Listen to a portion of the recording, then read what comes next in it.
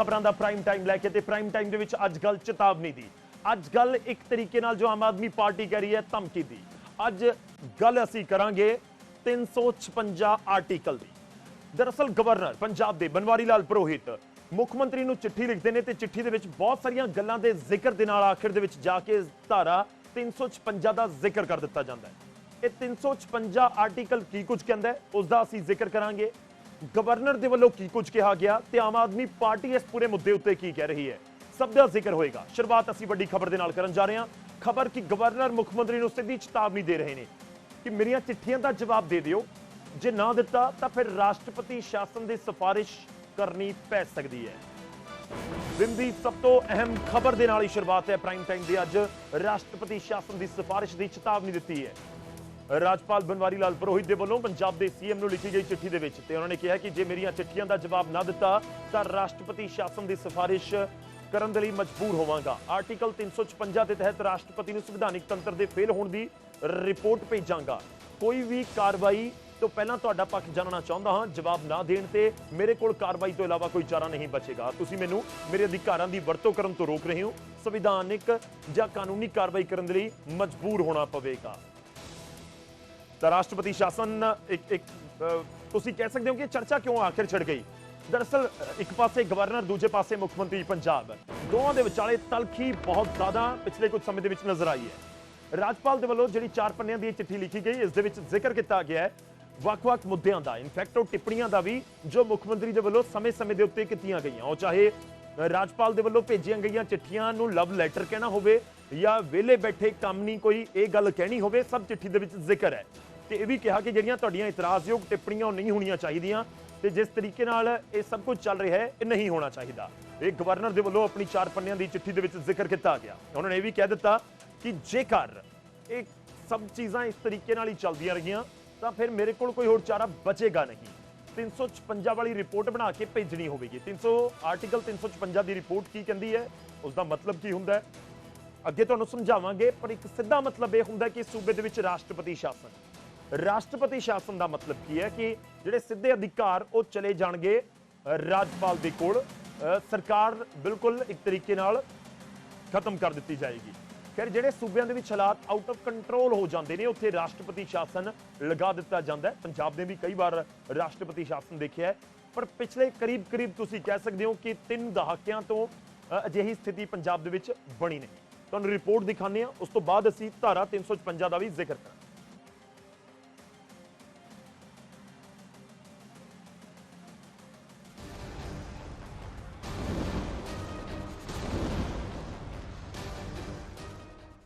Governor ते मुख मंत्री के विचाले विवाद अपनी चरम सीमा ते पहुंच चुका है।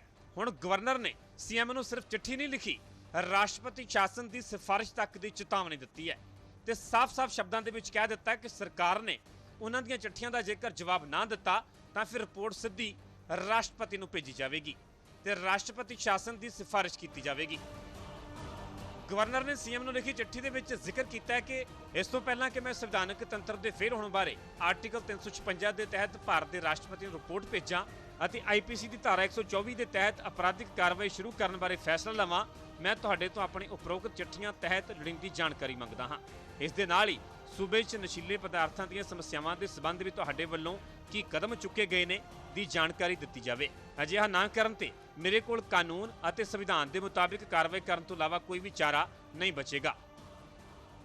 गवर्नर ने मुख्यमंत्री नूं लिखियां चिट्ठियां दे विच उत्थे पुराणियां चिट्ठियां दा हवाला दिता है, उत्थे मुख्यमंत्री वालों कीतियां टिप्पणियां दा भी जिक्र किया गया। गवर्नर ने लिखिया कि मेरे वालों लिखियां चिट्ठियां दा तुसीं कोई जवाब नहीं दिता, मैं 1 अगस्त नूं भी जो चिट्ठी लिखी उसका अजे तक जवाब नहीं मिलिया। चिट्ठियां दा जवाब देण दी थां मेरे खिलाफ अपमानजनक टिप्पणियां कीतियां ते हुण भी जवाब नहीं दिंदे तां मैं कार्रवाई करन दे लई मजबूर होवांगा। कानूनी जां संविधानक कार्रवाई करन तो सिवाए होर कोई चारा नहीं। राष्ट्रपति नूं संविधानक तंत्र दे फेल होने की रिपोर्ट भेजांगा।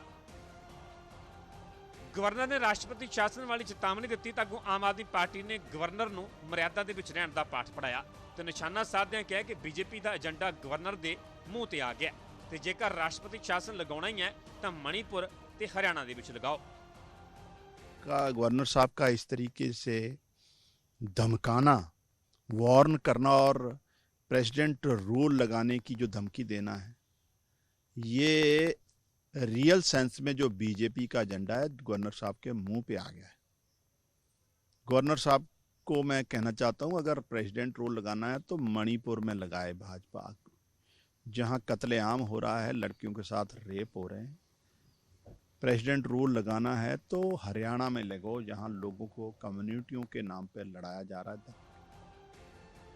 ਜ਼ਿਕਰਯੋਗ ਹੈ ਕਿ ਇਸ ਤੋਂ ਪਹਿਲਾਂ ਵੀ ਸੀਐਮ ਤੇ ਗਵਰਨਰ ਦੇ ਵਿਚਕਾਰ ਕਈ ਵਿਵਾਦ ਹੋ ਚੁੱਕੇ ਨੇ, ਜਿਸ ਨੂੰ ਲੈ ਕੇ ਪਹਿਲਾਂ ਵੀ ਕਈ ਚਿੱਠੀਆਂ ਲਿਖੀਆਂ ਗਈਆਂ, ਪਰ ਇਸ ਵਾਰ ਲਿਖੇ ਗਏ ਖੱਤ ਨੇ ਲੜਾਈ ਆਰ-ਪਾਰ ਦੀ ਕਰ ਦਿੱਤੀ ਹੈ। ਖੈਰ ਸਰਕਾਰ ਦਾ ਅਗਲਾ ਕੀ ਰੁਖ ਰਹਿੰਦਾ ਹੈ, ਵੇਖਣਾ ਹੋਵੇਗਾ।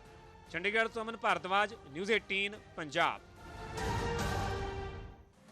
ਤਾਂ ਗਵਰਨਰ ਦੀ ਇਹ ਸਿੱਧੀ ਚੇਤਾਵਨੀ ਜਾਂ ਕਹੀਏ ਕਿ ਇੱਕ ਤਰੀਕੇ ਨਾਲ ਇਹ ਦੱਸਿਆ ਗਿਆ ਹੈ ਕਿ ਪੰਜਾਬ ਦੇ ਵਿੱਚ ਰਾਸ਼ਟਰਪਤੀ ਸ਼ਾਸਨ ਵੀ ਲੱਗ ਸਕਦਾ ਹੈ ਔਰ ਰਾਸ਼ਟਰਪਤੀ ਸ਼ਾਸਨ ਦਾ ਸਿੱਧਾ ਮਤਲਬ ਕਿ ਸਰਕਾਰ ਨੂੰ ਸਾਈਡ ਕਰ ਦਿੱਤਾ ਜਾਏਗਾ। ਖੈਰ ਇਸ ਸਭ ਦੇ ਵਿਚਾਲੇ ਆਮ ਆਦਮੀ ਪਾਰਟੀ ਤਲਖ ਭਰੇ ਲਹਿਜੇ ਦੇ ਵਿੱਚ ਜਵਾਬ ਵੀ ਦੇ ਰਹੀ ਹੈ।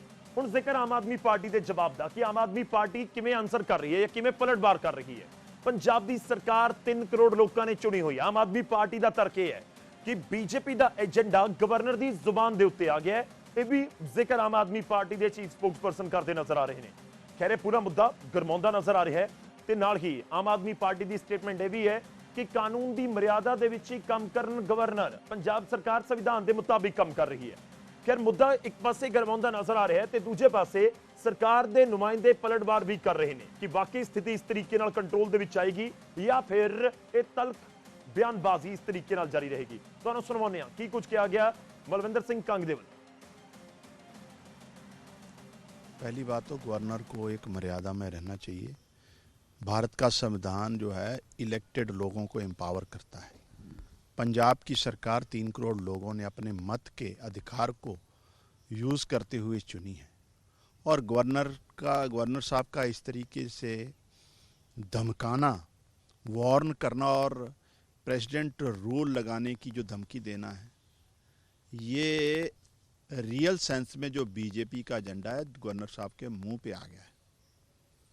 गवर्नर साहब को मैं कहना चाहता हूं, अगर प्रेसिडेंट रूल लगाना है तो मणिपुर में लगाए भाजपा, जहां कत्लेआम हो रहा है, लड़कियों के साथ रेप हो रहे हैं। प्रेसिडेंट रूल लगाना है तो हरियाणा में लगो, जहां लोगों को कम्युनिटियों के नाम पे लड़ाया जा रहा है। पंजाब सरकार कॉन्स्टिट्यूशनल फ्रेमवर्क के अंडर और जो संविधान के उनको ताकत दी उसमें रहकर काम कर रही है। गवर्नर साहब का एक ही एजेंडा है कि भाजपा के जो एंटी जहाँ जहाँ नॉन बीजेपी रूल्ड गवर्नमेंट है वहाँ इलेक्टेड सरकारों को परेशान कैसे करना है, उसी एजेंडे को जो है गवर्नर साहब आगे बढ़ा रहे हैं। गवर्नर साहब को हम वार्न नहीं करना चाहते हैं, आप इस तरीके से चुनी हुई सरकारों के काम में दखलंदाजी ना दें। ਤਾਂ ਕੁਝ ਇਸ ਤਰੀਕੇ ਦੇ ਲਹਿਜੇ ਦੇ ਵਿੱਚ ਪਲਟਵਾਰ ਵੀ ਕੀਤਾ ਜਾ ਰਿਹਾ ਹੈ ਤਾਂ ਕਿ ਮਾਮਲਾ ਅੱਗੇ ਹੋਰ ਭਖ ਸਕਦਾ ਹੈ ਕਿ ਵਾਕਈ ਇਸ ਤਰੀਕੇ ਦੀ ਕੋਈ ਸਥਿਤੀ ਪੰਜਾਬ ਦੇ ਵਿੱਚ ਬਣ ਸਕਦੀ ਹੈ ਕਿ ਜਦੋਂ ਰਾਸ਼ਟਰਪਤੀ ਸ਼ਾਸਨ ਲਗਾਉਣ ਦੀ ਨੌਬਤ ਆ ਜਾਵੇ। ਰਾਸ਼ਟਰਪਤੀ ਸ਼ਾਸਨ ਕੀ ਵਾਕਈ ਹੀ ਲਗਾਇਆ ਜਾ ਸਕਦਾ ਹੈ ਪੰਜਾਬ ਦੇ ਵਿੱਚ? ਇਹ ਅੱਜ ਦਾ ਸਵਾਲ ਹੈ ਪ੍ਰਾਈਮ ਟਾਈਮ ਦਾ। ਅਸੀਂ ਜ਼ਿਕਰ ਕਰਾਂਗੇ ਹੁਣ ਧਾਰਾ ਜਾਂ ਆਰਟੀਕਲ 356 ਦੀ, ਜਿਸ ਦਾ ਹਵਾਲਾ ਦਿੱਤਾ ਗਿਆ। ਬੇਸ਼ੱਕ 2 ਲਾਈਨਾਂ ਲਿਖੀਆਂ ਗਈਆਂ ਨੇ ਰਾਸ਼ਟਰਪਤੀ ਸ਼ਾਸਨ ਵਾਲੀਆਂ ਰਾਜਪਾਲ ਦੇ ਵੱਲੋਂ, ਜਿਸ ਦੇ ਵਿੱਚ ਉਹਨਾਂ ਨੇ ਜ਼ਿਕਰ ਕੀਤਾ ਕਿ ਜੇਕਰ ਇਹ ਸਭ ਕੁਝ ਇਸ ਤਰੀਕੇ ਨਾਲ ਚੱਲਦਾ ਰਿਹਾ ਤਾਂ ਮੈਨੂੰ ਆਰਟੀਕਲ 356 ਯਾਨੀ 356 ਦੇ ਤਹਿਤ ਇੱਕ ਰਿਪੋਰਟ ਬਣਾ ਕੇ ਰਾਸ਼ਟਰਪਤੀ ਨੂੰ ਭੇਜਣੀ ਹੋਵੇਗੀ। ਉਸ 2 ਲਾਈਨਾਂ ਦੇ ਵਿੱਚ ਹੀ ਪੂਰੀ ਕਹਾਣੀ ਇੱਕ ਤਰੀਕੇ ਨਾਲ ਉਹਨਾਂ ਨੇ ਬਿਆਨ ਕਰ ਦਿੱਤੀ। ਜਦੋਂ ਰਾਜਪਾਲ 356 ਦੇ ਤਹਿਤ ਰਿਪੋਰਟ ਬਣਾ ਕੇ ਭੇਜਦੇ ਨੇ ਤਾਂ ਫਿਰ ਉਸ ਦਾ ਸਿੱਧਾ ਜਿਹਾ ਮਤਲਬ ਹੁੰਦਾ ਹੈ, ਤੁਸੀਂ ਕਹਿ ਸਕਦੇ ਹੋ ਕਿ ਸੂਬੇ ਦੇ ਵਿੱਚ ਰਾਸ਼ਟਰਪਤੀ ਸ਼ਾਸਨ ਲਗਾਉਣ ਦੀ ਗੱਲ। ਆਰਟੀਕਲ 356 ਕਹਿੰਦਾ ਕੀ ਹੈ, ਹੁਣ ਉਹ ਦੇਖਣ ਦੀ ਕੋਸ਼ਿਸ਼ ਕਰਾਂਗੇ। ਆਰਟੀਕਲ 356 ਦੇ ਮੁਤਾਬਿਕ ਰਾਸ਼ਟਰਪਤੀ ਸ਼ਾਸਨ ਦੇ ਨਾਲ ਸੰਬੰਧਿਤ ਹੁੰਦਾ ਹੈ ਇਹ ਆਰਟੀਕਲ 356 ਸਿੱਧੇ ਤੌਰ ਤੇ, ਜੋ ਮੈਂ ਪਹਿਲਾਂ ਵੀ ਜ਼ਿਕਰ ਕਰ ਰਿਹਾ। ਉਸ ਤੋਂ ਬਾਅਦ ਸੰਵਿਧਾਨ ਤੰਤਰ ਦੇ ਫੇਲ ਹੋਣ ਦੇ ਉੱਤੇ ਸੂਬਾ ਸਰਕਾਰ ਭੰਗ ਕੀਤੀ ਜਾ ਸਕਦੀ ਹੈ ਜਦੋਂ 356 ਦੇ ਤਹਿਤ ਰਿਪੋਰਟ ਗਵਰਨਰ ਦੇ ਵੱਲੋਂ ਰਾਸ਼ਟਰਪਤੀ ਨੂੰ ਭੇਜ ਦਿੱਤੀ ਜਾਂਦੀ ਹੈ। ਇਸ ਦਾ ਮਤਲਬ ਇਹ ਹੈ ਕਿ ਕਾਨੂੰਨ ਦੇ ਮੁਤਾਬਿਕ ਸਭ ਕੁਝ ਚੱਲ ਰਿਹਾ ਹੈ। ਰਾਸ਼ਟਰਪਤੀ, ਗਵਰਨਰ, ਮੁੱਖ ਮੰਤਰੀ ਸਭ ਕਾਨੂੰਨ ਦੇ ਮੁਤਾਬਿਕ ਕੰਮ ਕਰਦੇ ਨੇ ਜੋ ਸੰਵਿਧਾਨ ਦੇ ਵਿੱਚ ਲਿਖਿਆ ਗਿਆ, ਸਾਡਾ ਲਿਖਿਆ ਹੋਇਆ ਸੰਵਿਧਾਨ। ਇਸ ਦਾ ਮਤਲਬ ਇਹ ਹੈ ਕਿ ਗਵਰਨਰ ਰਾਸ਼ਟਰਪਤੀ ਨੂੰ 356 ਦੀ ਰਿਪੋਰਟ ਬਣਾ ਕੇ ਦੱਸਦੇ ਨੇ ਕਿ ਪੰਜਾਬ ਦੇ ਵਿੱਚ ਸਰਕਾਰੀ ਤੰਤਰ ਫੇਲ ਹੈ ਔਰ ਕਾਨੂੰਨ ਦੇ ਮੁਤਾਬਿਕ, ਸੰਵਿਧਾਨ ਦੇ ਮੁਤਾਬਿਕ ਕੰਮ ਨਹੀਂ ਹੋ ਰਿਹਾ। ਇਸ ਕਰਕੇ ਇਹ ਸਥਿਤੀ ਬਣ ਗਈ ਹੈ ਕਿ ਇੱਥੇ ਰਾਸ਼ਟਰਪਤੀ ਸ਼ਾਸਨ ਲਗਾ ਦਿੱਤਾ ਜਾਵੇ ਤਾਂ ਕਿ ਬਾਕੀ ਇਸ ਤਰੀਕੇ ਦੀ ਪੰਜਾਬ 'ਚ ਕੋਈ ਸਥਿਤੀ ਬਣੀ ਹੋਈ ਹੈ ਕਿ ਵਾਕਈ ਹੀ ਇਸ ਤਰੀਕੇ ਦੀ ਕੋਈ ਰਿਪੋਰਟ ਗਵਰਨਰ ਦੇ ਵੱਲੋਂ ਭੇਜੀ ਜਾ ਸਕਦੀ ਹੈ। मैं अगले पॉइंट का जिक्र करदा हां। सारी व्यवस्था सीधा राष्ट्रपति के हत्थ दे विच चली जाती है जेकर राष्ट्रपति शासन लगा दिता जाता है। इसका सीधा जिहा मतलब है कि सरकार जिहड़ी लोकां दी चुनी हुई सी फिर उसदे कोल कोई अधिकार नहीं रहिंदे, तां राष्ट्रपति खुद राज करदे ने राष्ट्रपति शासन दे विच। काबिले गौर है कि फिर गवर्नर दे कोल सारियां पावर्स चलियां जांदियां ने। गवर्नर एक तरीके नाल पूरे सूबे नूं ऑपरेट करदे ने राष्ट्रपति दीयां हिदायतां दे मुताबिक। इसनूं राष्ट्रपति शासन कहा जाता है। बहुती कोई सुखावी स्थिति नहीं हुंदी जो राष्ट्रपति या गवर्नर रूल किसी भी सूबे दे विच लगदा है। इनफैक्ट देश दे विच जदों कोई अजिही स्थिति होवे तां उहनूं बहुता सुखावा कोई लोकतंत्र दे लई नहीं कहा जाता, क्योंकि लोकतंत्र दे विच बहुत सीधे तौर दे उत्ते हुंदा है कि लोकां दे वल्लों चुनी हुई सरकार, जिहड़े लोकां दे विचाले लोक रहिंदे ने वो चुने हुए सरकार दे विच जाण ते वो सरकार चलाउण। लोकतंत्र दा सीधा मतलब यही हुंदा है। हुण लोकतंत्र दे विच राष्ट्रपति शासन की भी तजवीज़ दिती गई है संविधान दे विच। इसका एक मतलब यह भी है कि राष्ट्रपति शासन जेकर लगा दिता जाता है तो 6 महीने आम तौर पर लगाया जाता है, तो इस तो बाद इसको एक्सटेंड भी कर दिता जाता है 6-6 महीने स्थिति के मुताबिक। अजे भी स्थिति नहीं सुधरी 6 महीने होर, अजे भी स्थिति नहीं सुधरी 6 महीने होर। मतलब है कि जो एक बार राष्ट्रपति शासन लगता है तो करीब 6 महीने तो रहिंदा ही रहिंदा है। उस तो बाद दोबारा स्थिति देखी जाती है, फिर अगला जिहड़ी तुसीं कह सकते हो कि अगला जिहड़ा एक्शन वो लिया जाता है। काबिले गौर भी है कि जेकर राष्ट्रपति शासन लग जाता है तो फिर कैबिनेट, केंद्री कैबिनेट जिहड़ी केंद्र दे विच सरकार हुंदी है उन्हां दी जिहड़ी कैबिनेट हुंदी है उस कैबिनेट दे सलाह दे उत्ते ही जिहड़ा गवर्न करदे ने, मतलब सूबे नूं चलाउंदे ने। तो लोकतंत्र दे लई मैं जिक्र कर रहा कि लोकतंत्र दे लई एक कोई बहुता सुखावा माहौल या राष्ट्रपति शासन नूं नहीं कहा जाता या नहीं कहा जा सकता। हुण अगे वधदे हां। हुण गल यह है कि एक पासे गवर्नर ने, दूजे पासे आम आदमी पार्टी या सरकार है, तो आपसी टसल तो इस समय बहुत जबरदस्त नजर आ रही है। हुण सवाल यह है कि इस टसल दे विचाले बाकी दियां पॉलिटिकल पार्टियां पंजाब दे विच, वो चाहे बीजेपी होवे, पंजाब बीजेपी का मैं जिक्र करांगा, दूजे पासे अकाली दल होवे या कांग्रेस होवे, कि बाकी उन्हां दी स्थिति या उन्हां दी इस समय इस पूरे मुद्दे उत्ते राय की है कि जे पंजाब दे विच लगदा है राष्ट्रपति शासन कि ये पार्टियां उस दे उत्ते की कहंदियां ने या गवर्नर दे वल्लों जिहड़ी सीधे तौर दे उत्ते चेतावनी दी गई है इस दे उत्ते की कह रहे हैं। बीजेपी कह रही है कि मिलके चलो, नसीहत है। कांग्रेस गवर्नर तो एक्शन की सीधा मांग ही कर रही है। अकाली दल का भी कहना है कि सरकार दे वल्लों संविधानिक संकट पैदा किया जा रहा है। गवर्नर दे नाल तलखी पैदा की जा रही है, संविधानिक संकट खड़ा किया जा रहा है और गवर्नर जिहड़े ने वो प्रेजिडेंट ऑफ इंडिया नूं रिप्रजेंट करते हैं और संविधानिक प्रमुख ने। मैं मुख्य मंत्री जी नूं यही अपील करांगे कि अपने ये जिहड़ा उन्हां दे नाल टकराव पैदा होया उहनूं खत्म करन और आपस में मिल के स्टेट दी समस्यावां दे हल लई चर्चा करन। अगर सीएम साहब भी अपनी मर्यादा में काम नहीं करते, एक संवैधानिक पोस्ट पर रहने वाले माननीय गवर्नर साहब को किसी भी पत्र का कोई जवाब नहीं देते, तो मेरे ख्याल में अंत में आज जो उन्होंने कहा है गवर्नर साहब ने, तो मेरे ख्याल में वार्निंग तो दे दिया है। तो गवर्नर साहब अब इस पे एक्शन कीजिए। इस वेले विक्टिम कार्ड खेडण वास्ते पंजाब के मुख्य मंत्री नूं कॉन्स्टिट्यूशन क्राइसिस करने वास्ते बिस्किट कर रहे। ਇਹੋ ਜਿਹੇ ਹਾਲਾਤਾਂ ਦੇ ਵਿੱਚ ਜਦੋਂ ਸੂਬਾ ਨਿਕਲ ਰਿਹਾ ਤੇ ਇਹਦੇ ਵਿੱਚ ਖੁਦ ਸਰਕਾਰ ਵੱਲੋਂ ਸੰਵਿਧਾਨਕ ਸੰਕਟ ਪੈਦਾ ਕਰਕੇ ਜੋ ਵਿਕਟਮ ਕਾਰਡ ਖੇਡਣ ਦੀਆਂ ਤਿਆਰੀਆਂ ਕੀਤੀਆਂ ਜਾ ਰਹੀਆਂ ਹੈ, ਇਹ ਸੂਬੇ ਦੇ ਲੋਕਾਂ ਦੇ ਨਾਲ ਬਹੁਤ ਵੱਡਾ ਧੋਖਾ ਹੈ। ताकि वाकई पंजाब दे विच इस तरीके की स्थिति है कि गवर्नर रूल लगाया जा सकता है, राष्ट्रपति शासन लगाया जा सकता है। और गलबात के लिए सीधा रुख करते हैं। साडे नाल इस समय विरोधी धिर के आगू प्रताप सिंह बाजवा जी जुड़ रहे हैं। बाजवा साहब बहुत बहुत स्वागत है। सब तो पहला तुहाडी फर्स्ट स्टेटमेंट, गवर्नर साहब की चिट्ठी 4 पन्नियां दी, उस दे विच आखिर च जाके आर्टिकल 356 का जिक्र है कि वाकई सिचुएशन इस तरीके की बनी हुई है पंजाब च कि गवर्नर इस तरीके की सिफारिश या रिपोर्ट राष्ट्रपति नूं भेज सकते हैं। देखो, मैं 2-3 चीज़ां इहदे ते क्लीयरली कहना चाहता जी कि सारों नालों पहले तो है कि governor according to the constitution of India, governor साहब की जिहड़ी पोजीशन है, ना तो तुसीं उहनूं नज़रअंदाज कर सकते हो, ना इलैक्टेड चीफ मिनिस्टर नूं नज़रअंदाज कर सकते हो। बट मुख्यमंत्री साहब नूं भी इत्थे चंगी तरह गल समझण दी जरूरत है। उन्हां नूं भी एक बैलेंस रखना पेगा। जिस तरह वो जवाबदेह ने पंजाब के लोगों को, इस तरह ही वो जवाबदेह राष्ट्रपति नूं भी है ने, ਐਂਡ ਰਾਸ਼ਟਰਪਤੀ ਜੀ ਦੇ ਨੁਮਾਇੰਦੇ ਸੂਬੇ ਦੇ ਵਿੱਚ ਕਨਸਟੀਟਿਊਸ਼ਨਲ ਹੈਡ ਨੇ ਸਾਡੇ ਗਵਰਨਰ। ਜੇ ਗਵਰਨਰ ਸਾਹਿਬ ਦੇ ਸੰਗਿਆਨ ਦੇ ਵਿੱਚ ਕੋਈ ਚੀਜ਼ਾਂ ਆਉਂਦੀਆਂ ਨੇ ਜਿਹੜੀ ਸਾਡੀ ਸਟੇਟ ਦੇ ਇੰਟਰਸਟ ਦੇ ਖਿਲਾਫ ਹੈ, ਉਹ ਚੀਜ਼ਾਂ ਦਾ ਜੋ ਵੀ ਉਹ ਚੀਜ਼ ਦਾ ਜਵਾਬ ਮੰਗਦੇ ਨੇ ਉਹ ਚੀਫ ਮਿਨਿਸਟਰ ਨੂੰ ਦੇਣਾ ਚਾਹੀਦਾ। ਜਿੱਥੋਂ ਤੱਕ ਅੱਜ 356 ਦੀ ਗੱਲ ਗਵਰਨਰ ਸਾਹਿਬ ਨੇ ਮੈਂ ਕੀਤੀ, ਇਹ ਗਵਰਨਰ ਸਾਹਿਬ ਨੂੰ ਮੈਂ ਜ਼ਰੂਰ ਕਹਾਂਗਾ, ਗਵਰਨਰ ਸਾਹਿਬ ਵੀ cannot go so far because public mandate ਜਿਹੜਾ ਉਹ ਇਲੈਕਟਿਡ ਚੀਫ ਮਿਨਿਸਟਰ ਨਾਲ ਹੁੰਦਾ। ਕਿਰਪਾ ਕਰਕੇ ਕਨਸਟੀਟਿਊਸ਼ਨ ਇੱਥੇ ਕ੍ਰਾਈਸਿਸ ਕ੍ਰੀਏਟ ਨਾ ਕਰੋ ਸੂਬੇ ਦੇ ਵਿੱਚ। ਕੰਸਰਨ ਚੀਫ ਮਿਨਿਸਟਰ ਨੂੰ ਵੀ ਮੀਟ ਕਰਨੇ ਪੈਣਗੇ ਜੀ। ਤੇ ਗਵਰਨਰ ਸਾਹਿਬ ਨੂੰ ਮੈਂ ਬੇਨਤੀ ਕਰਨਾ ਚਾਹਾਂਗਾ ਇੰਨਾ ਅਗਾਂਹ ਅਜੇ ਜਾਣ ਦੀ ਲੋੜ ਨਹੀਂ ਤੇ ਨਾ ਜਾਣਾ ਹੀ ਚਾਹੀਦਾ ਇੱਥੋਂ ਤੱਕ, ਕਿਉਂਕਿ ਇਲੈਕਟਿਡ ਗਵਰਨਮੈਂਟ ਨੇ ਜਿੰਨਾ ਚਿਰ ਕੋਈ ਇਹੋ ਜਿਹੀ ਐਕਸਟਰਾਆਰਡੀਨਰੀ ਹਾਲਾਤ ਨਾ ਬਣ ਜਾਣ ਜਿੱਥੇ ਅਸੀਂ ਸੋਚੀਏ ਕਿ ਬਿਲਕੁਲ ਹੀ ਲਾਅ ਐਂਡ ਆਰਡਰ ਸਾਡੇ ਕੰਟਰੋਲ 'ਚ ਨਹੀਂ ਜਾਂ ਕੋਈ ਇਹੋ ਜਿਹੀ ਵੱਡੀ ਆਫਤ ਆ ਗਈ ਹੈ ਜਿਹੜੀ ਸਟੇਟ ਗਵਰਨਮੈਂਟ ਉਹਦੇ ਤੇ ਕੰਟਰੋਲ ਨਹੀਂ ਕਰ ਪਾ ਰਹੀ, ਤਾਂ ਇੱਥੋਂ ਤੱਕ ਨਹੀਂ ਸਾਨੂੰ ਜਾਣਾ ਚਾਹੀਦਾ। ਬਟ ਇਹ ਮੈਂ ਜ਼ਰੂਰ ਇਸ ਗੱਲ ਨੂੰ ਜਦੋਂ ਗਵਰਨਰ ਸਾਹਿਬ ਨੇ ਵਾਰੀ-ਵਾਰੀ ਚਿੱਠੀਆਂ ਦੇ ਵਿੱਚ ਆਪਣੇ ਕੰਸਰਨ ਜੀ ਮਿਸਟਰ ਪੰਜਾਬ ਵੱਲ ਰੱਖੇ ਨੇ, mister Punjab cannot also play, ਜਿਸ ਤਰ੍ਹਾਂ ਕਈ ਤਾਂ ਹੁੰਦਾ ਨਾ ਕਿ ਤੁਸੀਂ ਚਿੱਠੀਆਂ ਜਿਸ ਹਿਸਾਬ ਦੇ ਨਾਲ ਉਹ ਪਹਿਲੇ ਗਵਰਨਰ ਨੂੰ ਡੀਲ ਕਰਦੇ ਰਹੇ ਨੇ, ਸ਼ਬਦਾਵਲੀ ਇਸਤੇਮਾਲ ਕਰਦੇ ਰਹੇ ਨੇ, ਉਹ ਮੇਰਾ ਖਿਆਲ ਨਵੇਂ ਚੀਫ ਮਿਨਿਸਟਰ ਨੇ ਉਹਨਾਂ ਨੂੰ ਇਹ ਵੀ ਸਮਝਣ ਦੀ ਲੋੜ ਹੈ ਕਿ ਮੈਚੁਰਿਟੀ ਦੇ ਨਾਲ ਤੇ ਗੰਭੀਰਤਾ ਦੇ ਨਾਲ ਗਵਰਨਰ ਸਾਹਿਬ ਦੀ ਹਰ ਗੱਲ ਦਾ ਜਵਾਬ ਦੇਣਾ ਉਹਨਾਂ ਦਾ ਫਰਜ਼ ਬਣਦਾ ਹੈ। ਜਲਦੀ ਤੋਂ ਜਲਦੀ ਹੁਣ ਵੀ ਦੇ ਦੇਣਾ ਚਾਹੀਦਾ। ਤੇ ਦੂਜੇ ਪਾਸੇ ਗਵਰਨਰ ਸਾਹਿਬ ਨੂੰ ਮੈਂ ਗੱਲ ਕਹੂੰਗਾ 356 ਜਿਹੜੀ ਹੈ ਉਹ ਐਕਸਟਰਾਆਰਡੀਨਰੀ ਸਰਕਮਸਟੈਂਸਸ ਲੱਗਦੀ ਹੈ। ਪੰਜਾਬ 'ਚ ਅਜੇ 356 ਵਾਲੇ ਹਾਲਾਤ ਹੈ and Indian national Congress will never support this kind of action. ਜੀ ਬਾਜਵਾ ਸਾਹਿਬ, ਤੁਹਾਨੂੰ ਇਹ ਵੀ ਲੱਗ ਰਿਹਾ ਕਿ ਕੋਈ ਵਿਚਾਲੇ ਦਾ ਰਾਹ ਨਿਕਲਣਾ ਚਾਹੀਦਾ?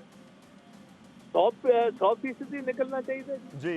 ਇਹਦੇ ਵਿੱਚ ਸੋ ਚੀਫ ਮਿਨਿਸਟਰ ਨੂੰ ਖੁਦ ਮਾਨ ਜੀ ਨੂੰ ਮੈਂ ਬੇਨਤੀ ਕਰੂੰਗਾ, ਗੱਲ ਤਾਂ ਤੁਸੀਂ ਕਦੀ ਆਪੋਜੀਸ਼ਨ ਦੀ ਸੁਣੀ ਨਹੀਂ, ਬਟ ਆਪੋਜੀਸ਼ਨ ਵੱਲੋਂ ਸਾਡਾ ਤਜਰਬਾ ਤੁਹਾਡੇ ਨਾਲੋਂ ਵੱਧ। ਮੈਂ ਜ਼ਰੂਰ ਚਾਹਾਂਗਾ ਕਿ ਸੋ ਆਪ ਟੈਲੀਫੋਨ ਚੁੱਕਣ, ਗੱਲ ਕਰਨ ਗਵਰਨਰ ਸਾਹਿਬ ਨਾਲ, ਉਹਨਾਂ ਨੂੰ ਕਹਿਣ ਜੀ ਕਿ ਵਿਦਿਨ ਅ ਡੇ ਔਰ ਵਿਦਿਨ 2 ਡੇਜ਼ ਤੁਹਾਡੀ ਹਰ ਚਿੱਠੀ ਦਾ ਜਵਾਬ ਮੈਂ ਕਰਨਾ। ਤੇ ਉੱਥੇ ਜਾ ਕੇ ਚਾਹ ਦਾ ਕੱਪ ਪੀਣ ਰਾਜ ਭਵਨ ਦੇ ਵਿੱਚ ਗੱਲ ਨਿਬੇੜ। ਇੱਕ ਸੂਬੇ ਦੇ ਵਿੱਚ ਵਿਦਆਊਟ ਰੀਜ਼ਨ ਜਦੋਂ ਇੰਨੀ ਭਾਰੀ ਤੁਹਾਨੂੰ ਪਤਾ ਬਰਸਾਤਾਂ ਦਾ ਹੜ੍ਹਾਂ ਦਾ ਨੁਕਸਾਨ ਹੈ, ਸਾਨੂੰ ਉਧਰ ਧਿਆਨ ਦੇਣ ਦੀ ਲੋੜ ਹੈ। ਜੇ ਅਸੀਂ ਆਪਸ ਦੇ ਵਿੱਚ ਦੋ ਕਨਸਟੀਟਿਊਸ਼ਨਲ ਹੈਡ ਜਿਹੜੇ ਨੇ ਗਵਰਨਰ ਐਂਡ ਚੀਫ ਮਿਨਿਸਟਰ ਆਪਸ ਦੇ ਵਿੱਚ ਭਿੜ ਪਏ ਤੇ ਇੱਥੇ ਦੱਸੋ ਇਹਨਾਂ ਨੂੰ ਛਡਾਏਗਾ ਕੌਣ?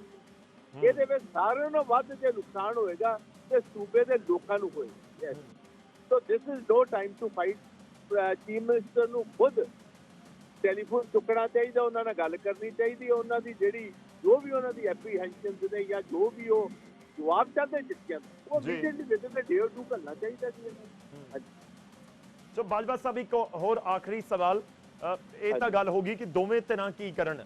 ਮੈਂ ਬੀਜੇਪੀ, ਕਿਉਂਕਿ ਆਮ ਆਦਮੀ ਪਾਰਟੀ ਇਹ ਕਹਿ ਰਹੀ ਹੈ ਕਿ ਬੀਜੇਪੀ ਦੇ ਜੋ ਜ਼ਿਹਨ ਦੇ ਵਿੱਚ ਚੱਲ ਰਿਹਾ ਹੈ ਉਹ ਗਵਰਨਰ ਸਾਹਿਬ ਦੀ ਜ਼ੁਬਾਨ ਦੇ ਉੱਤੇ ਆ ਗਿਆ।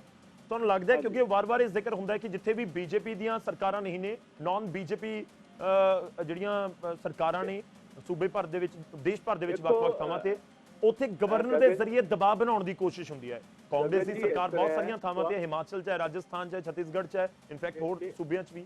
ਮੇਰੀ ਬੇਨਤੀ ਸੁਣ ਲਓ, ਸਾਡੀ ਇੰਡੀਅਨ ਨੈਸ਼ਨਲ ਕਾਂਗਰਸ ਨੇ ਬਹੁਤ ਕਲੈਰਿਟੀ ਦੇ ਨਾਲ ਦਿੱਲੀ ਦੇ ਉੱਤੇ ਜਿਹੜਾ ਸਰਵਿਸਿਜ਼ ਬਿੱਲ ਸੀ ਉਹਦੇ ਤੇ ਬਕਾਇਦਾ ਤੌਰ ਇੱਕ ਲਾਈਨ ਲਈ ਹੈ ਕਿ ਜਿੱਥੇ ਵੀ ਆਪੋਜੀਸ਼ਨ ਦੀਆਂ ਗਵਰਨਮੈਂਟਸ ਨੇ, ਭਾਵੇਂ ਕਿਸੇ ਪਾਰਟੀ ਦੀਆਂ ਜੀ, ਇਹ ਸੈਂਟਰ ਦੀ ਸਰਕਾਰ ਉੱਥੇ ਗਵਰਨਰ ਜਾਂ ਲੈਫਟੀਨੈਂਟ ਗਵਰਨਰ ਦੇ ਜ਼ਰੀਏ ਉੱਥੇ ਮਦਾਖਲਤ ਕਰਦੀ ਹੈ ਤੇ ਸਾਡੇ ਫੈਡਰਲ ਸਿਸਟਮ ਨੂੰ ਕਮਜ਼ੋਰ ਕਰਨ ਦੀ ਕੋਸ਼ਿਸ਼ ਕਰਦੀ ਹੈ, ਇਲੈਕਟਿਡ ਗਵਰਨਮੈਂਟ ਨੂੰ ਡਿਸਟਰਬ ਕਰਨ ਦੀ ਕੋਸ਼ਿਸ਼ ਕਰਦੀ ਹੈ।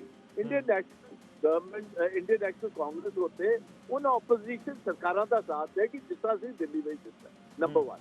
ਬਟ ਨੰਬਰ 2 ਇਹ ਵੀ ਮੈਂ ਕਹਿਣਾ ਚਾਹੁੰਦਾ ਚੀਫ ਮਿਨਿਸਟਰ ਸਾਹਿਬ ਨੂੰ ਵੀ ਕਦੀ ਵੀ ਤੁਹਾਨੂੰ ਭਾਵੇਂ ਆਪੋਜੀਸ਼ਨ ਵਾਲੇ ਜੇ ਕੋਈ ਮੁੱਦਾ ਉਠਾਉਂਦੇ ਨੇ ਉਹ ਵੀ ਸੂਬੇ ਦੇ ਇੰਟਰਸਟ ਦੇ ਵਿੱਚ ਤੇ ਗਵਰਨਰ ਸਾਹਿਬ ਨੇ ਵੀ ਜੇ ਕੋਈ ਚੀਜ਼ ਮੰਗੀ ਐਜ਼ ਕਨਸਟੀਟਿਊਸ਼ਨ ਹੈਡ ਉਹਨੂੰ ਇਹਨਾਂ ਨੂੰ ਬਜਾਏ ਕਿ ਬਹਾਨਾ ਦੇਣ ਸੈਂਟਰ ਨੂੰ ਇੰਟਰਵੀਨ ਕਰਨ ਦਾ, ਇਹਦੇ ਵਿੱਚ ਜੇ ਸੈਂਟਰ ਇੰਟਰਵੀਨ ਕਰੇਗਾ ਤੇ ਜਿੱਥੇ ਸੈਂਟਰ ਨੂੰ ਅਸੀਂ ਦੋਸ਼ੀ ਸਮਝਾਂਗੇ ਉੱਥੇ ਮੈਂ ਚੀਫ ਮਿਨਿਸਟਰ ਨੂੰ ਵੀ, ਕਿਉਂਕਿ ਉਹ ਮੈਂ ਸਮਝਦਾ ਕਿ ਉਹਨਾਂ ਦਾ ਤਜਰਬਾ ਘੱਟ ਹੋਣ ਕਾਰਨ ਐਜ਼ ਚੀਫ ਮਿਨਿਸਟਰ ਜੇ ਉਹ ਆਪਣੇ ਆਪ they are playing into the hands of the central government ਜੀ ਜੇ ਉਹ ਜਿਹੜੀਆਂ ਚਿੱਠੀਆਂ ਮੰਗਦੇ ਉਹਦਾ ਜਵਾਬ ਦਿਓ ਤੇ ਉਹ ਇੰਟਰਵੀਨ ਕਰ ਨਹੀਂ ਸਰਕਮਸਟੈਂਸ 356 ਅਜੇ 10 ਸਾਲਾਂ 'ਚ ਸੈਂਟਰ ਵਾਲਿਆਂ ਨੇ ਅਜੇ ਕਿਤੇ ਲਾਈ ਨਹੀਂ। ਉਹ ਗੱਲ ਵੱਖਰੀ ਹੈ ਕਿ ਇਹਨਾਂ ਨੇ ਕੋਈ ਵੀ ਇਲੈਕਟਡ ਸਰਕਾਰ ਟਿਕਟ ਵੀ ਨਹੀਂ ਦਿੱਤੀ ਪਰ 356 ਨਹੀਂ ਲੱਗੀ। ਪਰ ਜੇ ਇਸ ਕਿਸਮ ਦਾ ਰਵੱਈਆ ਰੱਖਣਗੇ ਮੁੱਖ ਮੰਤਰੀ ਪੰਜਾਬ ਦੇ ਇਹਨਾਂ ਨੂੰ ਬਹਾਨਾ ਦੇ ਦੇਣਗੇ ਇੰਟਰਵੀਨ ਕਰਨ ਦਾ ਜੀ। ਚਲੋ ਬਾਜਵਾ ਸਾਹਿਬ ਇੱਕ ਆਖਰੀ, ਕਿਉਂਕਿ ਮੈਂ ਤੁਹਾਡੀ ਪੂਰੀ ਗੱਲ ਨੂੰ ਜਿੰਨਾ ਸਮਝ ਪਾ ਰਿਹਾ ਤੁਹਾਨੂੰ ਲੱਗਦਾ ਹੈ ਕਿ ਮੁੱਖ ਮੰਤਰੀ ਪੰਜਾਬ ਹੋ ਸਕਦਾ ਹੈ ਕਿ ਇਸ ਪ੍ਰੋਗਰਾਮ ਨੂੰ ਇਸ ਸਮੇਂ ਦੇਖ ਰਹੇ ਹੋਣ, ਤੁਹਾਨੂੰ ਸੁਣ ਰਹੇ ਹੋਣ, ਤੁਹਾਨੂੰ ਲੱਗਦਾ ਹੈ ਕਿ ਸੀਐਮ ਪੰਜਾਬ ਨੂੰ ਹੁਣ ਇਸ ਪੂਰੇ ਮਾਮਲੇ 'ਚ ਪਹਿਲ ਕਰਨੀ ਚਾਹੀਦੀ ਹੈ, ਗੱਲਬਾਤ ਕਰਕੇ ਗਵਰਨਰ ਸਾਹਿਬ ਦੇ ਨਾਲ ਸੌਰਟ ਆਊਟ ਕਰਨਾ ਚਾਹੀਦਾ ਮਾਮਲਾ? ਗੌਰਵ ਜੀ ਇਨ ਦੀ ਇੰਟਰਸਟ ਆਫ ਦੀ ਸਟੇਟ ਜਿਸ ਕਿਸਮ ਦੇ ਐਕਸਟਰਾਆਰਡੀਨਰੀ ਹਾਲਾਤ ਨੇ ਪੰਜਾਬ ਦੇ, ਇੱਕ ਪਾਸੇ ਬਹੁਤ ਬੁਰੇ ਸਾਰਾ ਇਨਫਰਾਸਟ੍ਰਕਚਰ ਟੁੱਟ ਗਿਆ ਜੀ, ਸੜਕਾਂ ਟੁੱਟ ਗਈਆਂ ਨੇ, ਪੁਲ ਟੁੱਟ ਗਏ ਨੇ, ਸਕੂਲਾਂ ਦਾ ਕੀ ਹਾਲ ਹੈ ਤੁਸੀਂ ਅਜੇ ਪਰਸੋਂ ਹੀ ਵੇਖਿਆ ਬਦੋਵਾਲ ਕੀ ਹੋਇਆ, ਸਕੂਲਸ ਆਫ ਐਮਿਨੈਂਸ ਦੇ ਨਾਲ ਹਸਪੀਟਲ ਕੀ ਹੋ ਰਿਹਾ। ਸੋ ਨਾ ਸਾਡੇ ਗਰੀਬ ਕਿਸਾਨ ਭਰਾਵਾਂ ਨੂੰ, ਖੇਤ ਮਜ਼ਦੂਰਾਂ ਨੂੰ ਅਜੇ ਤੱਕ ਉਹਨਾਂ ਦੇ ਨੁਕਸਾਨ ਦੀ ਭਰਪਾਈ ਹੋ ਰਹੀ ਹੈ।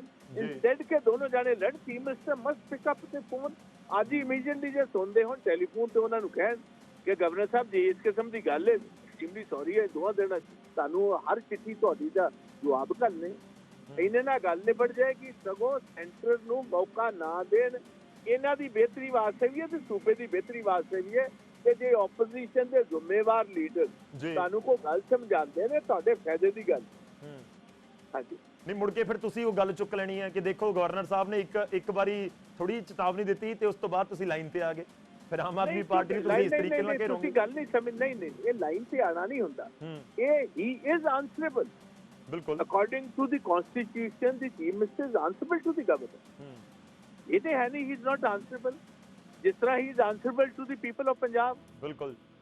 ਸੋ ਇਹ ਤੇ ਸਮਝੋ ਇਹਦੇ ਵਿੱਚ ਮੈਂ ਸਮਝਣਾ, ਦੇਖੋ ਰੁਤਬੇ ਮੁਤਾਬਕ ਵੀ ਚੀਫ ਮਿਨਿਸਟਰ ਸਾਹਿਬ ਜਿਹੜੇ ਨੇ ਉਮਰ 'ਚ ਵੀ ਛੋਟੇ ਨੇ, ਰੁਤਬਾ ਨਹੀਂ ਮੈਂ ਕਹਿੰਦਾ ਚੀਫ ਮਿਨਿਸਟਰ ਦਾ ਛੋਟਾ ਹੁੰਦਾ ਹੈ, ਬਟ ਜਿਹੜਾ ਗਵਰਨਰ ਦਾ ਕੋਈ ਕਨਸਟੀਟਿਊਸ਼ਨ, ਅੱਜ ਰਾਸ਼ਟਰਪਤੀ ਜੀ ਪ੍ਰਾਈਮ ਮਿਨਿਸਟਰ ਕੋ ਕੋਈ ਚੀਜ਼ ਪੁੱਛਦੇ ਨੇ ਤੇ ਪ੍ਰਾਈਮ ਮਿਨਿਸਟਰ ਜਵਾਬ ਹੀ ਨਹੀਂ ਦਿੰਦਾ, ਤੇ ਮੈਨੂੰ ਦੱਸੋ ਦੇਸ਼ ਚੱਲੇਗਾ ਕਿਸ ਤਰ੍ਹਾਂ? ਯੂ ਕੈਨਟ ਬੀ ਅ ਲੌਗਰਹੈਡ ਜੀ। ਇਹਦੇ ਵਿੱਚ ਫਾਲਸ ਪ੍ਰੈਸਟੀਜ ਤੇ ਨਹੀਂ ਰਹਿਣਾ ਚਾਹੀਦਾ, ਅਕਲਮੰਦੀ ਹੈ, ਬਰਾਕ ਦਿਲੀ ਵਿਖਾਓ, ਟੈਲੀਫੋਨ ਚੁੱਕੋ ਤੇ ਉਹਨਾਂ ਨੇ ਜਿਹੜੀ ਗੱਲ ਤੁਹਾਡੇ ਕੋਲ ਮੰਗੀ ਉਹਦਾ ਕੱਲ ਜਵਾਬ ਕਰ ਲਓ। ਅਦਰਵਾਈਜ਼ ਜੇ ਸੈਂਟਰਲ ਇੰਟਰਵੈਂਸ਼ਨ ਹੋ ਗਈ ਤੇ ਭਗਵੰਤ ਮਾਨ ਜੀ ਖੁਦ ਰਿਸਪੌਂਸਿਬਲ ਹੋਣਗੇ ਇਸ ਗੱਲ ਵਾਸਤੇ ਜੀ। ਹਾਂਜੀ ਠੀਕ ਹੈ ਬਾਜਵਾ ਸਾਹਿਬ, ਬਹੁਤ ਬਹੁਤ ਧੰਨਵਾਦ ਨਿਊਜ਼ 18 ਪੰਜਾਬ ਦੇ ਨਾਲ ਜੁੜਨ ਦੇ ਲਈ, ਇਸ ਪੂਰੀ ਗੱਲਬਾਤ ਦੇ ਲਈ। ਪ੍ਰਤਾਪ ਸਿੰਘ ਬਾਜਵਾ ਪੰਜਾਬ ਕਾਂਗਰਸ ਦੇ ਸੀਨੀਅਰ ਲੀਡਰ ਨੇ, ਵਿਰੋਧੀ ਧਿਰ ਦੇ ਆਗੂ ਨੇ, ਇਨਫੈਕਟ ਉਹਨਾਂ ਦੇ ਕੋਲ ਪੋਲੀਟੀਕਲ ਤੌਰ ਦੇ ਉੱਤੇ ਵੀ ਇੱਕ ਲੰਬਾ ਚੌੜਾ ਜ਼ਰੂਰ ਤਜਰਬਾ ਹੈ। ਇਸ ਵਿਚਾਲੇ ਜੋ ਜ਼ਿਕਰ ਕੀਤਾ ਜਾ ਰਿਹਾ ਪ੍ਰਤਾਪ ਬਾਜਵਾ ਦੇ ਵੱਲੋਂ, ਤੇ ਉਹਨਾਂ ਨੇ ਉਹ ਇਹ ਕਹਿ ਰਹੇ ਨੇ ਕਿ ਮੁੱਖ ਮੰਤਰੀ ਨੂੰ ਹੁਣ ਖੁਦ ਪਹਿਲ ਕਰਨੀ ਚਾਹੀਦੀ ਹੈ ਇਸ ਪੂਰੇ ਮਾਮਲੇ ਦੇ ਵਿੱਚ, ਕਿ ਪਹਿਲ ਕਰਨ, ਠੀਕ ਹੈ ਜੋ ਹੁਣ ਤੱਕ ਗੱਲਾਂ ਹੋਈਆਂ ਨੇ ਉਸ ਨੂੰ ਸੌਰਟ ਆਊਟ ਕਰਨ ਦਾ, ਉਸ ਨੂੰ ਹੱਲ ਕਰਨ ਦਾ ਇਹ ਪੂਰਾ ਮੌਕਾ ਹੈ ਕਿ ਪਹਿਲ ਕਰਨ, ਕਿ ਗਵਰਨਰ ਸਾਹਿਬ ਦੇ ਨਾਲ ਗੱਲ ਕਰਨ ਔਰ ਇਸ ਪੂਰੇ ਮਾਮਲੇ ਨੂੰ ਇੱਥੇ ਸੁਲਝਾ ਦਿੱਤਾ ਜਾਵੇ। ਦੂਜਾ ਪੁਆਇੰਟ ਇਹ ਵੀ ਜੋ ਉਹਨਾਂ ਦੇ ਵੱਲੋਂ ਅਹਿਮ ਚੁੱਕਿਆ ਗਿਆ ਕਿ ਜਿਸ ਤਰੀਕੇ ਨਾਲ ਅਨਸਰੇਬਲ ਨੇ ਪੰਜਾਬ ਦੇ ਲੋਕਾਂ ਨੂੰ, ਉਸ ਤਰੀਕੇ ਨਾਲ ਸੰਵਿਧਾਨ ਦੇ ਮੁਤਾਬਿਕ ਗਵਰਨਰ ਨੂੰ ਵੀ ਅਨਸਰੇਬਲ ਜ਼ਰੂਰ ਸੂਬੇ ਦੇ ਮੁੱਖ ਮੰਤਰੀ ਹੈਗੇ ਨੇ ਜਾਂ ਸਰਕਾਰ ਹੈਗੀ ਹੈ ਕਿ ਜੇਕਰ ਕੋਈ ਗਵਰਨਰ ਗੱਲ ਪੁੱਛ ਰਹੇ ਨੇ ਤਾਂ ਉਹ ਦੱਸਣੀ ਹੋਏਗੀ। ਖੈਰ ਆਮ ਆਦਮੀ ਪਾਰਟੀ ਜ਼ਰੂਰ ਕਹਿ ਰਹੀ ਹੈ ਕਿ ਬੀਜੇਪੀ ਜਿੱਥੇ ਬੀਜੇਪੀ ਦੀ ਸਰਕਾਰ ਨਹੀਂ ਹੈ, ਦੂਜੀ ਪਾਰਟੀਆਂ ਦੀ ਸਰਕਾਰ ਹੈ, ਉੱਥੇ ਬੀਜੇਪੀ ਦੇ ਵੱਲੋਂ ਜ਼ਰੂਰ ਦਖਲ ਦਿੱਤਾ ਜਾਂਦਾ ਹੈ ਗਵਰਨਰ ਦੇ ਜ਼ਰੀਏ।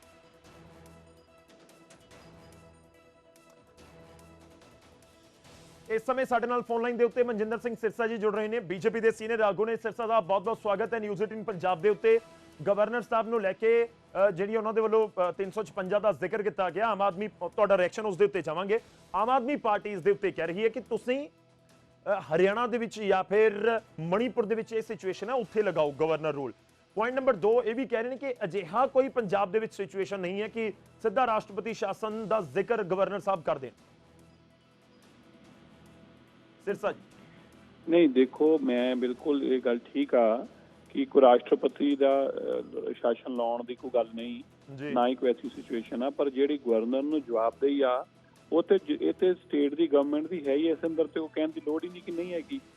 ਜੇਕਰ ਉਹ ਜਾਣਬੁੱਝ ਕੇ ਐਸੀ ਸਿਚੁਏਸ਼ਨ ਲਿਆ ਰਹੇ ਨੇ ਫਿਰ ਗਵਰਨਰ ਸਾਹਿਬ ਕੋਲ ਰਸਤਾ ਕੀ ਬਚਦਾ ਜੀ? ਜਦੋਂ ਇੱਕ ਚੁਣੀ ਸਰਕਾਰ ਇਹ ਤੈਅ ਕਰ ਲੇ ਕਿ ਮੈਂ ਜਾਣਬੁੱਝ ਕੇ ਵਾਲਾ ਕੰਮ ਕਰੂੰਗਾ ਜਿਹਦੇ ਨਾਲ ਜਾਣਬੁੱਝ ਕੇ ਸਿਚੁਏਸ਼ਨ ਅਰਾਈਜ਼ ਹੋਊਗੀ, ਔਰ ਫਿਰ ਮੈਂ ਜਾਣਬੁੱਝ ਕੇ ਬਿਆਨ ਦੇਣੇ ਹੋਣਗੇ ਤੇ ਫਿਰ ਉਹਦੇ ਤੇ ਕਿਸੇ ਕੋਲ ਕੋਈ ਰਸਤਾ ਹੀ ਨਹੀਂ ਹੈਗਾ। ਮੰਨ ਲਓ ਕੋਈ ਹਾਈ ਕੋਰਟ 'ਚ ਖੜਾ ਏ, ਉਹ ਜਾਣਬੁੱਝ ਕੇ ਜੱਜ ਨੂੰ ਉੱਚੀ ਉੱਚੀ ਗਾਲਾਂ ਕੱਢਣ ਲੱਗ ਪਵੇ ਤੇ ਪਤਾ ਹੀ ਹੈ ਕਿ ਕੰਟੈਂਪਟ ਹੋਣੀ ਹੈ, ਫਿਰ ਕੋਈ ਮੇਰੇ ਤੇ ਕੰਟੈਂਪਟ ਕਿਵੇਂ ਹੋਗੀ? ਇਹ ਤਾਂ ਜਾਣਬੁੱਝ ਕੇ ਸਿਚੁਏਸ਼ਨ ਰਾਈਜ਼ ਕੀਤੀ ਜਾ ਰਹੀ ਹੈ ਨਾ। ਸਿਰਸਾ ਸਾਹਿਬ ਉਹ ਇਹ ਵੀ ਕਹਿ ਰਹੇ ਨੇ ਕਿ ਬੀਜੇਪੀ ਦਾ ਏਜੰਡਾ ਹੈ, ਕਹਿੰਦੇ ਬੀਜੇਪੀ ਦਾ ਏਜੰਡਾ ਹੈ। ਨਹੀਂ ਬਿਲਕੁਲ ਠੀਕ ਗੱਲ ਹੈ, ਪੇੜ ਨੂੰ ਜੱਫਾ ਪਾ ਕੇ ਉੱਚੀ ਉੱਚੀ ਕਹਿ ਰਹੇ ਨੇ ਸਾਨੂੰ ਦਰਖਤ ਛੱਡਦਾ ਨਹੀਂ ਪਿਆ, ਸਾਨੂੰ ਦਰਖਤ ਤੋਂ ਛਡਾਓ, ਦੇਖੋ ਦਰਖਤ ਸਾਡਾ ਜਾਤੀ ਕਰਦਾ ਪਿਆ। ਜੱਫਾ ਤਾਂ ਤੁਸੀਂ ਬਾਹਰ ਰੱਖਿਆ, ਛੱਡ ਦਿਓ। ਗਵਰਨਰ ਅੱਜ ਤੋਂ ਪਹਿਲਾਂ ਵੀ ਇਸ ਸਟੇਟ ਦੇ ਅੰਦਰ ਗਵਰਨਰ ਤੇ ਰਹੇ ਨਹੀਂ, ਇੱਥੇ ਹੈ ਨਹੀਂ ਨਵੀਂ ਗਵਰਨਰ ਦੀ ਪੋਸਟ ਆ।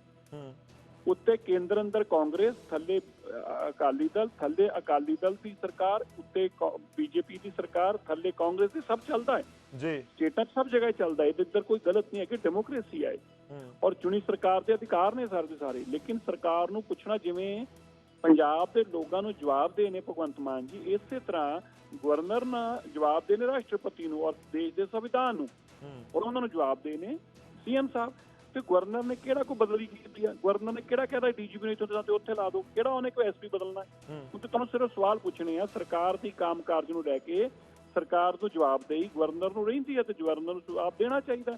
ਜੇ ਕੁਝ ਦੋ ਹੀ ਕਾਰਨ ਹੋ ਸਕਦੇ ਨੇ ਇਹਦੇ, ਇੱਕ ਕਿ ਭਗਵੰਤ ਮਾਨ ਜੀ ਕੁਝ ਛੁਪਾਉਣਾ ਚਾਹ ਰਹੇ ਨੇ, ਐਸੀ ਗੱਲ ਜਿਹੜੀ ਨਹੀਂ ਦੱਸਣਾ ਚਾਹ ਰਹੇ, ਜਿਹਦੇ ਕੋਲ ਕਰਪਸ਼ਨ ਤੋਂ ਰਿਲੇਟਡ ਆ।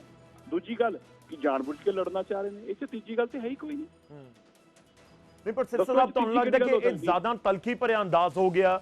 ਆਮ ਆਦਮੀ ਪਾਰਟੀ ਕਹਿ ਰਹੀ ਹੈ ਤਾਂ ਧਮਕੀ ਹੈ ਕਿ ਦੱਸੋ ਕਿ ਜੇ 4 ਲੈਟਰਸ ਦਾ ਜਵਾਬ ਨਹੀਂ ਦਿੱਤਾ ਤਾਂ ਪੰਜਾਬ ਦੇ ਵਿੱਚ 3 ਕਰੋੜ ਲੋਕਾਂ ਨੇ ਚੁਣੀ ਹੋਈ ਸਰਕਾਰ ਹੈ ਕਿ ਰਾਸ਼ਟਰਪਤੀ ਸ਼ਾਸਨ ਲਗਾ ਦਿੱਤਾ ਜਾਏਗਾ। 356 ਦੀ ਰਿਪੋਰਟ ਭੇਜ ਦਵਾਂਗੇ। ਇਹ ਗੱਲ ਮੈਂ ਤੁਹਾਨੂੰ ਕਹੀ ਆ ਜੀ, ਉਹਨਾਂ ਰਾਸ਼ਟਰਪਤੀ ਨੂੰ ਕੀ ਰਿਪੋਰਟ ਭੇਜੀ ਆ? ਮੇਰੀ ਤੁਹਾਡੀ ਸਰਕਾਰ ਸਾਨੂੰ ਕੋਈ ਜਵਾਬ ਨਹੀਂ ਦਿੰਦੀ ਪਈ। ਕਿਉਂ ਝੂਠੀ ਰਿਪੋਰਟ ਭੇਜੀ ਆ? ਨਹੀਂ, ਰਿਪੋਰਟ ਤਾਂ ਉਹਨਾਂ ਨੇ ਭੇਜਣੀ ਆ ਹਜੇ। ਉਹ ਕਹਿ ਰਹੇ ਕਿ ਮੈਂ ਰਿਪੋਰਟ ਭੇਜਣ ਦੇ ਲਈ ਮਜਬੂਰ ਹੋਵਾਂਗਾ 356 ਆਰਟੀਕਲ ਦੇ ਤਹਿਤ। ਨਹੀਂ, ਪਰ ਕੀ ਰਿਪੋਰਟ ਕੀ ਦੇਣੀ ਪਊ? ਉਹ ਝੂਠ ਬੋਲ ਰਹੇ ਨੇ ਕਿ ਜਵਾਬ ਨਹੀਂ ਦੇ ਰਹੇ, ਸੱਚ ਹੀ ਤੇ ਬੋਲ ਰਹੇ ਕਿ ਜਵਾਬ ਨਹੀਂ ਦੇ ਰਹੇ। ਤੇ ਭਗਵੰਤ ਮਾਨ ਜੀ ਜਵਾਬ ਦੇਣ। ਛੁਪਾ ਕਿਉਂ ਰਹੇ ਨੇ ਭਗਵੰਤ ਮਾਨ ਜੀ? ਉਹ ਕਿਹੜੀ ਗੱਲ ਜਿਹੜੀ ਛੁਪਾਉਣਾ ਚਾਹੁੰਦੇ ਨੇ? ਰੀਜ਼ਨ ਕੀ ਹੈ ਛੁਪਾਉਣ ਦਾ? ਮਤਲਬ ਜੇ ਜਵਾਬ ਨਹੀਂ ਦੇ ਰਹੇ ਤਾਂ ਸਿੱਧਾ 356 ਰਾਸ਼ਟਰਪਤੀ ਸ਼ਾਸਨ। ਮੈਂ ਤਾਂ ਕਹਿ ਰਿਹਾ ਛੁਪਾ ਕੀ ਰਹੇ ਨੇ। ਮੈਂ ਤੇ ਇਹ ਪੁੱਛਣਾ ਚਾਹ ਰਿਹਾ ਜੀ, ਕਿਹੜੀ ਗੱਲ ਹੈ ਜਿਹੜੀ ਪੰਜਾਬ ਦੇ ਲੋਕਾਂ ਤੋਂ ਛੁਪਾਉਣਾ ਚਾਹੁੰਦੇ ਨੇ ਵੀ ਗਵਰਨਰ ਸਾਹਿਬ ਨੂੰ ਲਿਖਣ ਦਾ ਪੰਜਾਬ ਦੇ ਲੋਕਾਂ ਨੂੰ ਪਤਾ ਲੱਗ ਜੂ? ਕਿਹੜੀ ਐਸੀ ਗੱਲੀ ਹੈ, ਕਿਹੜੀ ਐਸੀ ਵੱਡੀ ਉਹਨਾਂ ਨੇ ਚੋਰੀ ਹੈ? ਮੈਂ ਮਾਫ ਕਰਾਂ, ਚੋਰੀ ਵਰਡ ਨਹੀਂ ਕਹਿਣਾ ਚੰਗਾ ਲੱਗਦਾ, ਲੇਕਿਨ ਐਸੀ ਕਿਹੜੀ ਵੱਡੀ ਕਰਪਸ਼ਨ ਹੈ, ਕਿਹੜਾ ਐਸਾ ਵੱਡਾ ਉਹਨਾਂ ਦਾ ਜਿਹੜੀ ਛੁਪਾ ਰਹੇ ਨੇ ਪੰਜਾਬ ਦੇ ਲੋਕਾਂ ਦੀ? ਕਿਹੜੀ ਹੈ? ਕਿਉਂ ਛੁਪਾਉਣਾ ਚਾਹੁੰਦੇ ਨੇ? ਦੱਸਣ ਤੁਸੀਂ। ਠੀਕ ਹੈ, ਮਤਲਬ ਤੁਹਾਨੂੰ ਲੱਗਦਾ ਕਿ ਚਿੱਠੀਆਂ ਦਾ। ਚਲੋ ਮੈਂ ਇੱਕ ਸਵਾਲ ਤੁਹਾਡੇ ਤੋਂ ਹੋਰ ਸਮਝਣਾ ਚਾਹ ਰਿਹਾ ਹਾਂ। ਬੀਜੇਪੀ ਦਾ ਕਹਿੰਦੇ, ਆਮ ਆਦਮੀ ਪਾਰਟੀ ਦਾ ਇਹ ਤਰਕ ਹੈ, ਕਹਿੰਦੀ ਬੀਜੇਪੀ ਦਾ ਏਜੰਡਾ ਇਹ ਬਸ ਰਾਜਪਾਲ ਸਾਹਿਬ ਦੀ ਜ਼ੁਬਾਨ ਦੇ ਉੱਤੇ ਆ ਚੁੱਕਿਆ ਹੋ ਗਿਆ, ਬਸ ਇੰਨੀ ਗੱਲ। ਇਹ ਆਮ ਆਦਮੀ ਪਾਰਟੀ ਰੋਜ਼ ਹੀ ਕਹਿੰਦੀ ਨਵੀਂ ਗੱਲ ਕਿਹੜੀ ਹੈ? ਇਹ 'ਚ ਕਿਹੜੀ ਨਵੀਂ ਗੱਲ ਕਿਹੜੀ ਕੱਢੀ? ਨਹੀਂ, ਰਾਸ਼ਟਰਪਤੀ ਸ਼ਾਸਨ ਨਵੀਂ ਗੱਲ ਹੈ। ਪੰਜਾਬ ਦੇ ਵਿੱਚ ਗੱਲ ਨਹੀਂ ਹੋ ਰਹੀ। ਪੰਜਾਬ ਦੇ ਵਿੱਚ ਮੈਨੂੰ ਲੱਗਦਾ ਕਿ ਪਿਛਲੇ 15-20 ਸਾਲ ਦੇ ਵਿੱਚ ਕਦੀ ਰਾਸ਼ਟਰਪਤੀ ਸ਼ਾਸਨ ਲਗਾਉਣ ਦੀ ਗੱਲ ਹੋਈ ਹੋਵੇ। ਨਹੀਂ, ਮੈਂ ਬੀਜੇਪੀ ਦੀ ਮੈਂ ਆਮ ਆਦਮੀ ਪਾਰਟੀ ਦੀ ਗੱਲ ਕੀਤੀ। ਇਹ ਤਾਂ ਉਹਨਾਂ ਦੀ ਪਰਮਾਨੈਂਟ ਗੱਲ ਆ ਨਾ ਜੀ। ਤੁਹਾਨੂੰ ਯਾਦ ਹੋਵੇ ਸਾਡੇ ਐਮਐਲਏ ਖਰੀਦੇ ਗਏ, ਸਾਡੇ ਐਮਐਲਏ ਗਵਾਚ ਕੇ ਨੇ, ਸਾਡੇ 5 ਐਮਐਲਏ ਜਿੱਥੇ ਬੀਜੇਪੀ ਦੀ ਸਰਕਾਰ ਨਹੀਂ ਹੈ, ਰਾਜਪਾਲ ਸਾਹਿਬ ਦੇ ਜ਼ਰੀਏ ਇਹ ਦਖਲਅੰਦਾਜ਼ੀ ਕਰਦੇ ਨੇ, ਉਹੀ ਹੋ ਰਿਹਾ। ਤੁਸੀਂ ਹੁਣ ਜੇ ਸਵਾਲ ਕਰਦੇ ਫਿਰ ਮੈਨੂੰ ਜਵਾਬ ਤੇ ਦੇਣ ਦਿਓ। ਮੈਂ ਤੁਹਾਨੂੰ ਇਹ ਦੱਸਦਾ, ਇਹ ਆਮ ਆਦਮੀ ਪਾਰਟੀ ਦਾ ਪਰਮਾਨੈਂਟ ਏਜੰਡਾ ਹੈ, ਮੋਡਸ ਆਪਰੈਂਡੀ ਹੀ ਆ ਉਹਨਾਂ ਦਾ। ਇਹ ਪਰਮਾਨੈਂਟ ਆ ਕਿ ਰੋਣਾ ਸ਼ੁਰੂ ਕਰੋ। ਤੁਸੀਂ ਇਹ ਦੱਸੋ, ਜਦੋਂ ਸਾਡੇ ਐਮਐਲਏ ਨੂੰ ਆਫਰਾਂ ਆ ਗਈਆਂ 1200 ਕਰੋੜ ਰੁਪਇਆ, 1500 ਕਰੋੜ ਰੁਪਇਆ, 2500 ਕਰੋੜ ਰੁਪਇਆ ਆ ਗਿਆ ਵਿੱਚ ਸ਼ਹਿਰ 'ਚ ਆ ਗਿਆ, ਪੰਜਾਬ 'ਚ ਆ ਗਿਆ, ਬੰਦੇ ਗਵਾਚ ਗਏ, ਬੰਦੇ ਲੱਭਦੇ ਨਹੀਂ ਪਏ, ਫੋਨ ਆ ਗਏ ਨੇ। ਕੋਈ ਅੱਜ ਤੱਕ ਬਾਹਰ ਗੱਲ ਆਈ ਸਾਹਮਣੇ? ਕਿਉਂਕਿ ਹੈ ਹੀ ਕੁਝ ਨਹੀਂ।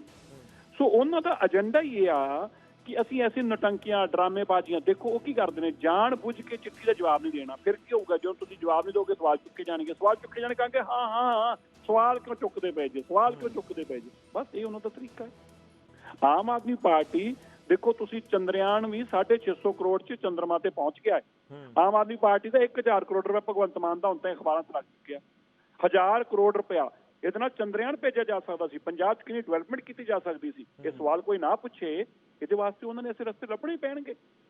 ਜੇ ਨਹੀਂ ਲੱਭਣਗੇ ਤੇ ਲੋਕਾਂ ਨੂੰ ਸਵਾਲ ਪੁੱਛਣਗੇ ਤੇ ਕੰਮਾਂ ਦੀ ਬਾਰੇ ਪੁੱਛਣਗੇ, ਪੰਜਾਬ ਦੇ ਨਸ਼ੇ ਦੀ ਬਾਰੇ ਪੁੱਛਣਗੇ, ਪੰਜਾਬ ਦੀ ਬੇਰੋਜ਼ਗਾਰੀ ਦਾ ਪੁੱਛਣਗੇ, ਪੰਜਾਬ ਦੀ ਪੁਲਿਸ ਦੀ ਤਸ਼ੱਦਦ ਪੁੱਛਣਗੇ, ਪੰਜਾਬ ਦੀ ਜਿਹੜੀ law and order the situation ਦੇ ਬਾਰੇ ਪੁੱਛਣਗੇ। ਇਹਦਾ ਤਰੀਕਾ ਕੀ ਆ ਕਿ ਤੁਸੀਂ ਸਿਚੁਏਸ਼ਨ ਹੀ ਨਵੀਂ ਰਾਈਜ਼ ਕਰ ਦਿਓ। ਕੇਜਰੀਵਾਲ ਦਾ ਸਟਾਈਲ ਆਫ ਵਰਕਿੰਗ ਹੈ, ਇਹ 'ਚ ਕੋਈ ਗਲਤ ਵੀ ਨਹੀਂ ਹੈ, ਉਹ ਸ਼ੁਰੂ ਤੋਂ ਹੀ ਕਰਦਾ। ਪਰ ਇਹਦਾ ਨੁਕਸਾਨ ਕਿਹਨੂੰ ਹੋ ਰਿਹਾ? ਪੰਜਾਬ ਔਰ ਪੰਜਾਬੀਆਂ ਨੂੰ। ਠੀਕ ਹੈ, ਖਮਿਆਜਾ ਕੌਣ ਭੁਗਤ ਰਹੇ ਨੇ? ਪੰਜਾਬੀ। ਮਜ਼ੇ ਕੌਣ ਰਹਿ ਰਿਹਾ? ਭਗਵੰਤ ਮਾਨ ਤੇ ਕੇਜਰੀਵਾਲ। ਠੀਕ ਹੈ ਸਿਰਸਾ ਸਾਹਿਬ, ਬਹੁਤ ਬਹੁਤ ਧੰਨਵਾਦ ਸਾਡੇ ਨਾਲ ਜੁੜਨ ਦੇ ਲਈ, ਇਸ ਪੂਰੀ ਗੱਲਬਾਤ ਦੇ ਲਈ। ਮਨਜਿੰਦਰ ਸਿੰਘ ਸਿਰਸਾ ਸਾਡੇ ਨਾਲ ਜੁੜੇ ਸੀ, ਬੀਜੇਪੀ ਦੇ ਸੀਨੀਅਰ ਲੀਡਰ ਨੇ। ਉਹਨਾਂ ਦੇ ਵੱਲੋਂ ਆਮ ਆਦਮੀ ਪਾਰਟੀ ਤੇ ਪਲਟਵਾਰ ਕਰ ਰਹੇ ਆ। ਆਮ ਆਦਮੀ ਪਾਰਟੀ ਨੂੰ ਕਹਿ ਰਹੇ ਨੇ ਕਿ ਆਖਿਰ ਦਿੱਕਤ ਕਿੱਥੇ ਹੈ, ਕਿ ਜੇਕਰ ਕੋਈ ਰਾਜਪਾਲ ਸਾਹਿਬ ਦੇ ਵੱਲੋਂ ਗੱਲ ਪੁੱਛੀ ਜਾ ਰਹੀ ਹੈ ਤਾਂ ਉਸ ਦੇ ਉੱਤੇ ਕਿਉਂ ਜਵਾਬ ਨਹੀਂ ਦਿੱਤਾ ਜਾ ਰਿਹਾ। ਖੈਰ ਇਹ ਤਲਕ ਬਿਆਨਬਾਜ਼ੀ ਲੱਗ ਰਿਹਾ ਕਿ ਇਸੇ ਤਰੀਕੇ ਨਾਲ ਸ਼ਾਇਦ ਆਉਣ ਵਾਲੇ ਦਿਨਾਂ 'ਚ ਵੀ ਜਾਰੀ ਰਹੇ।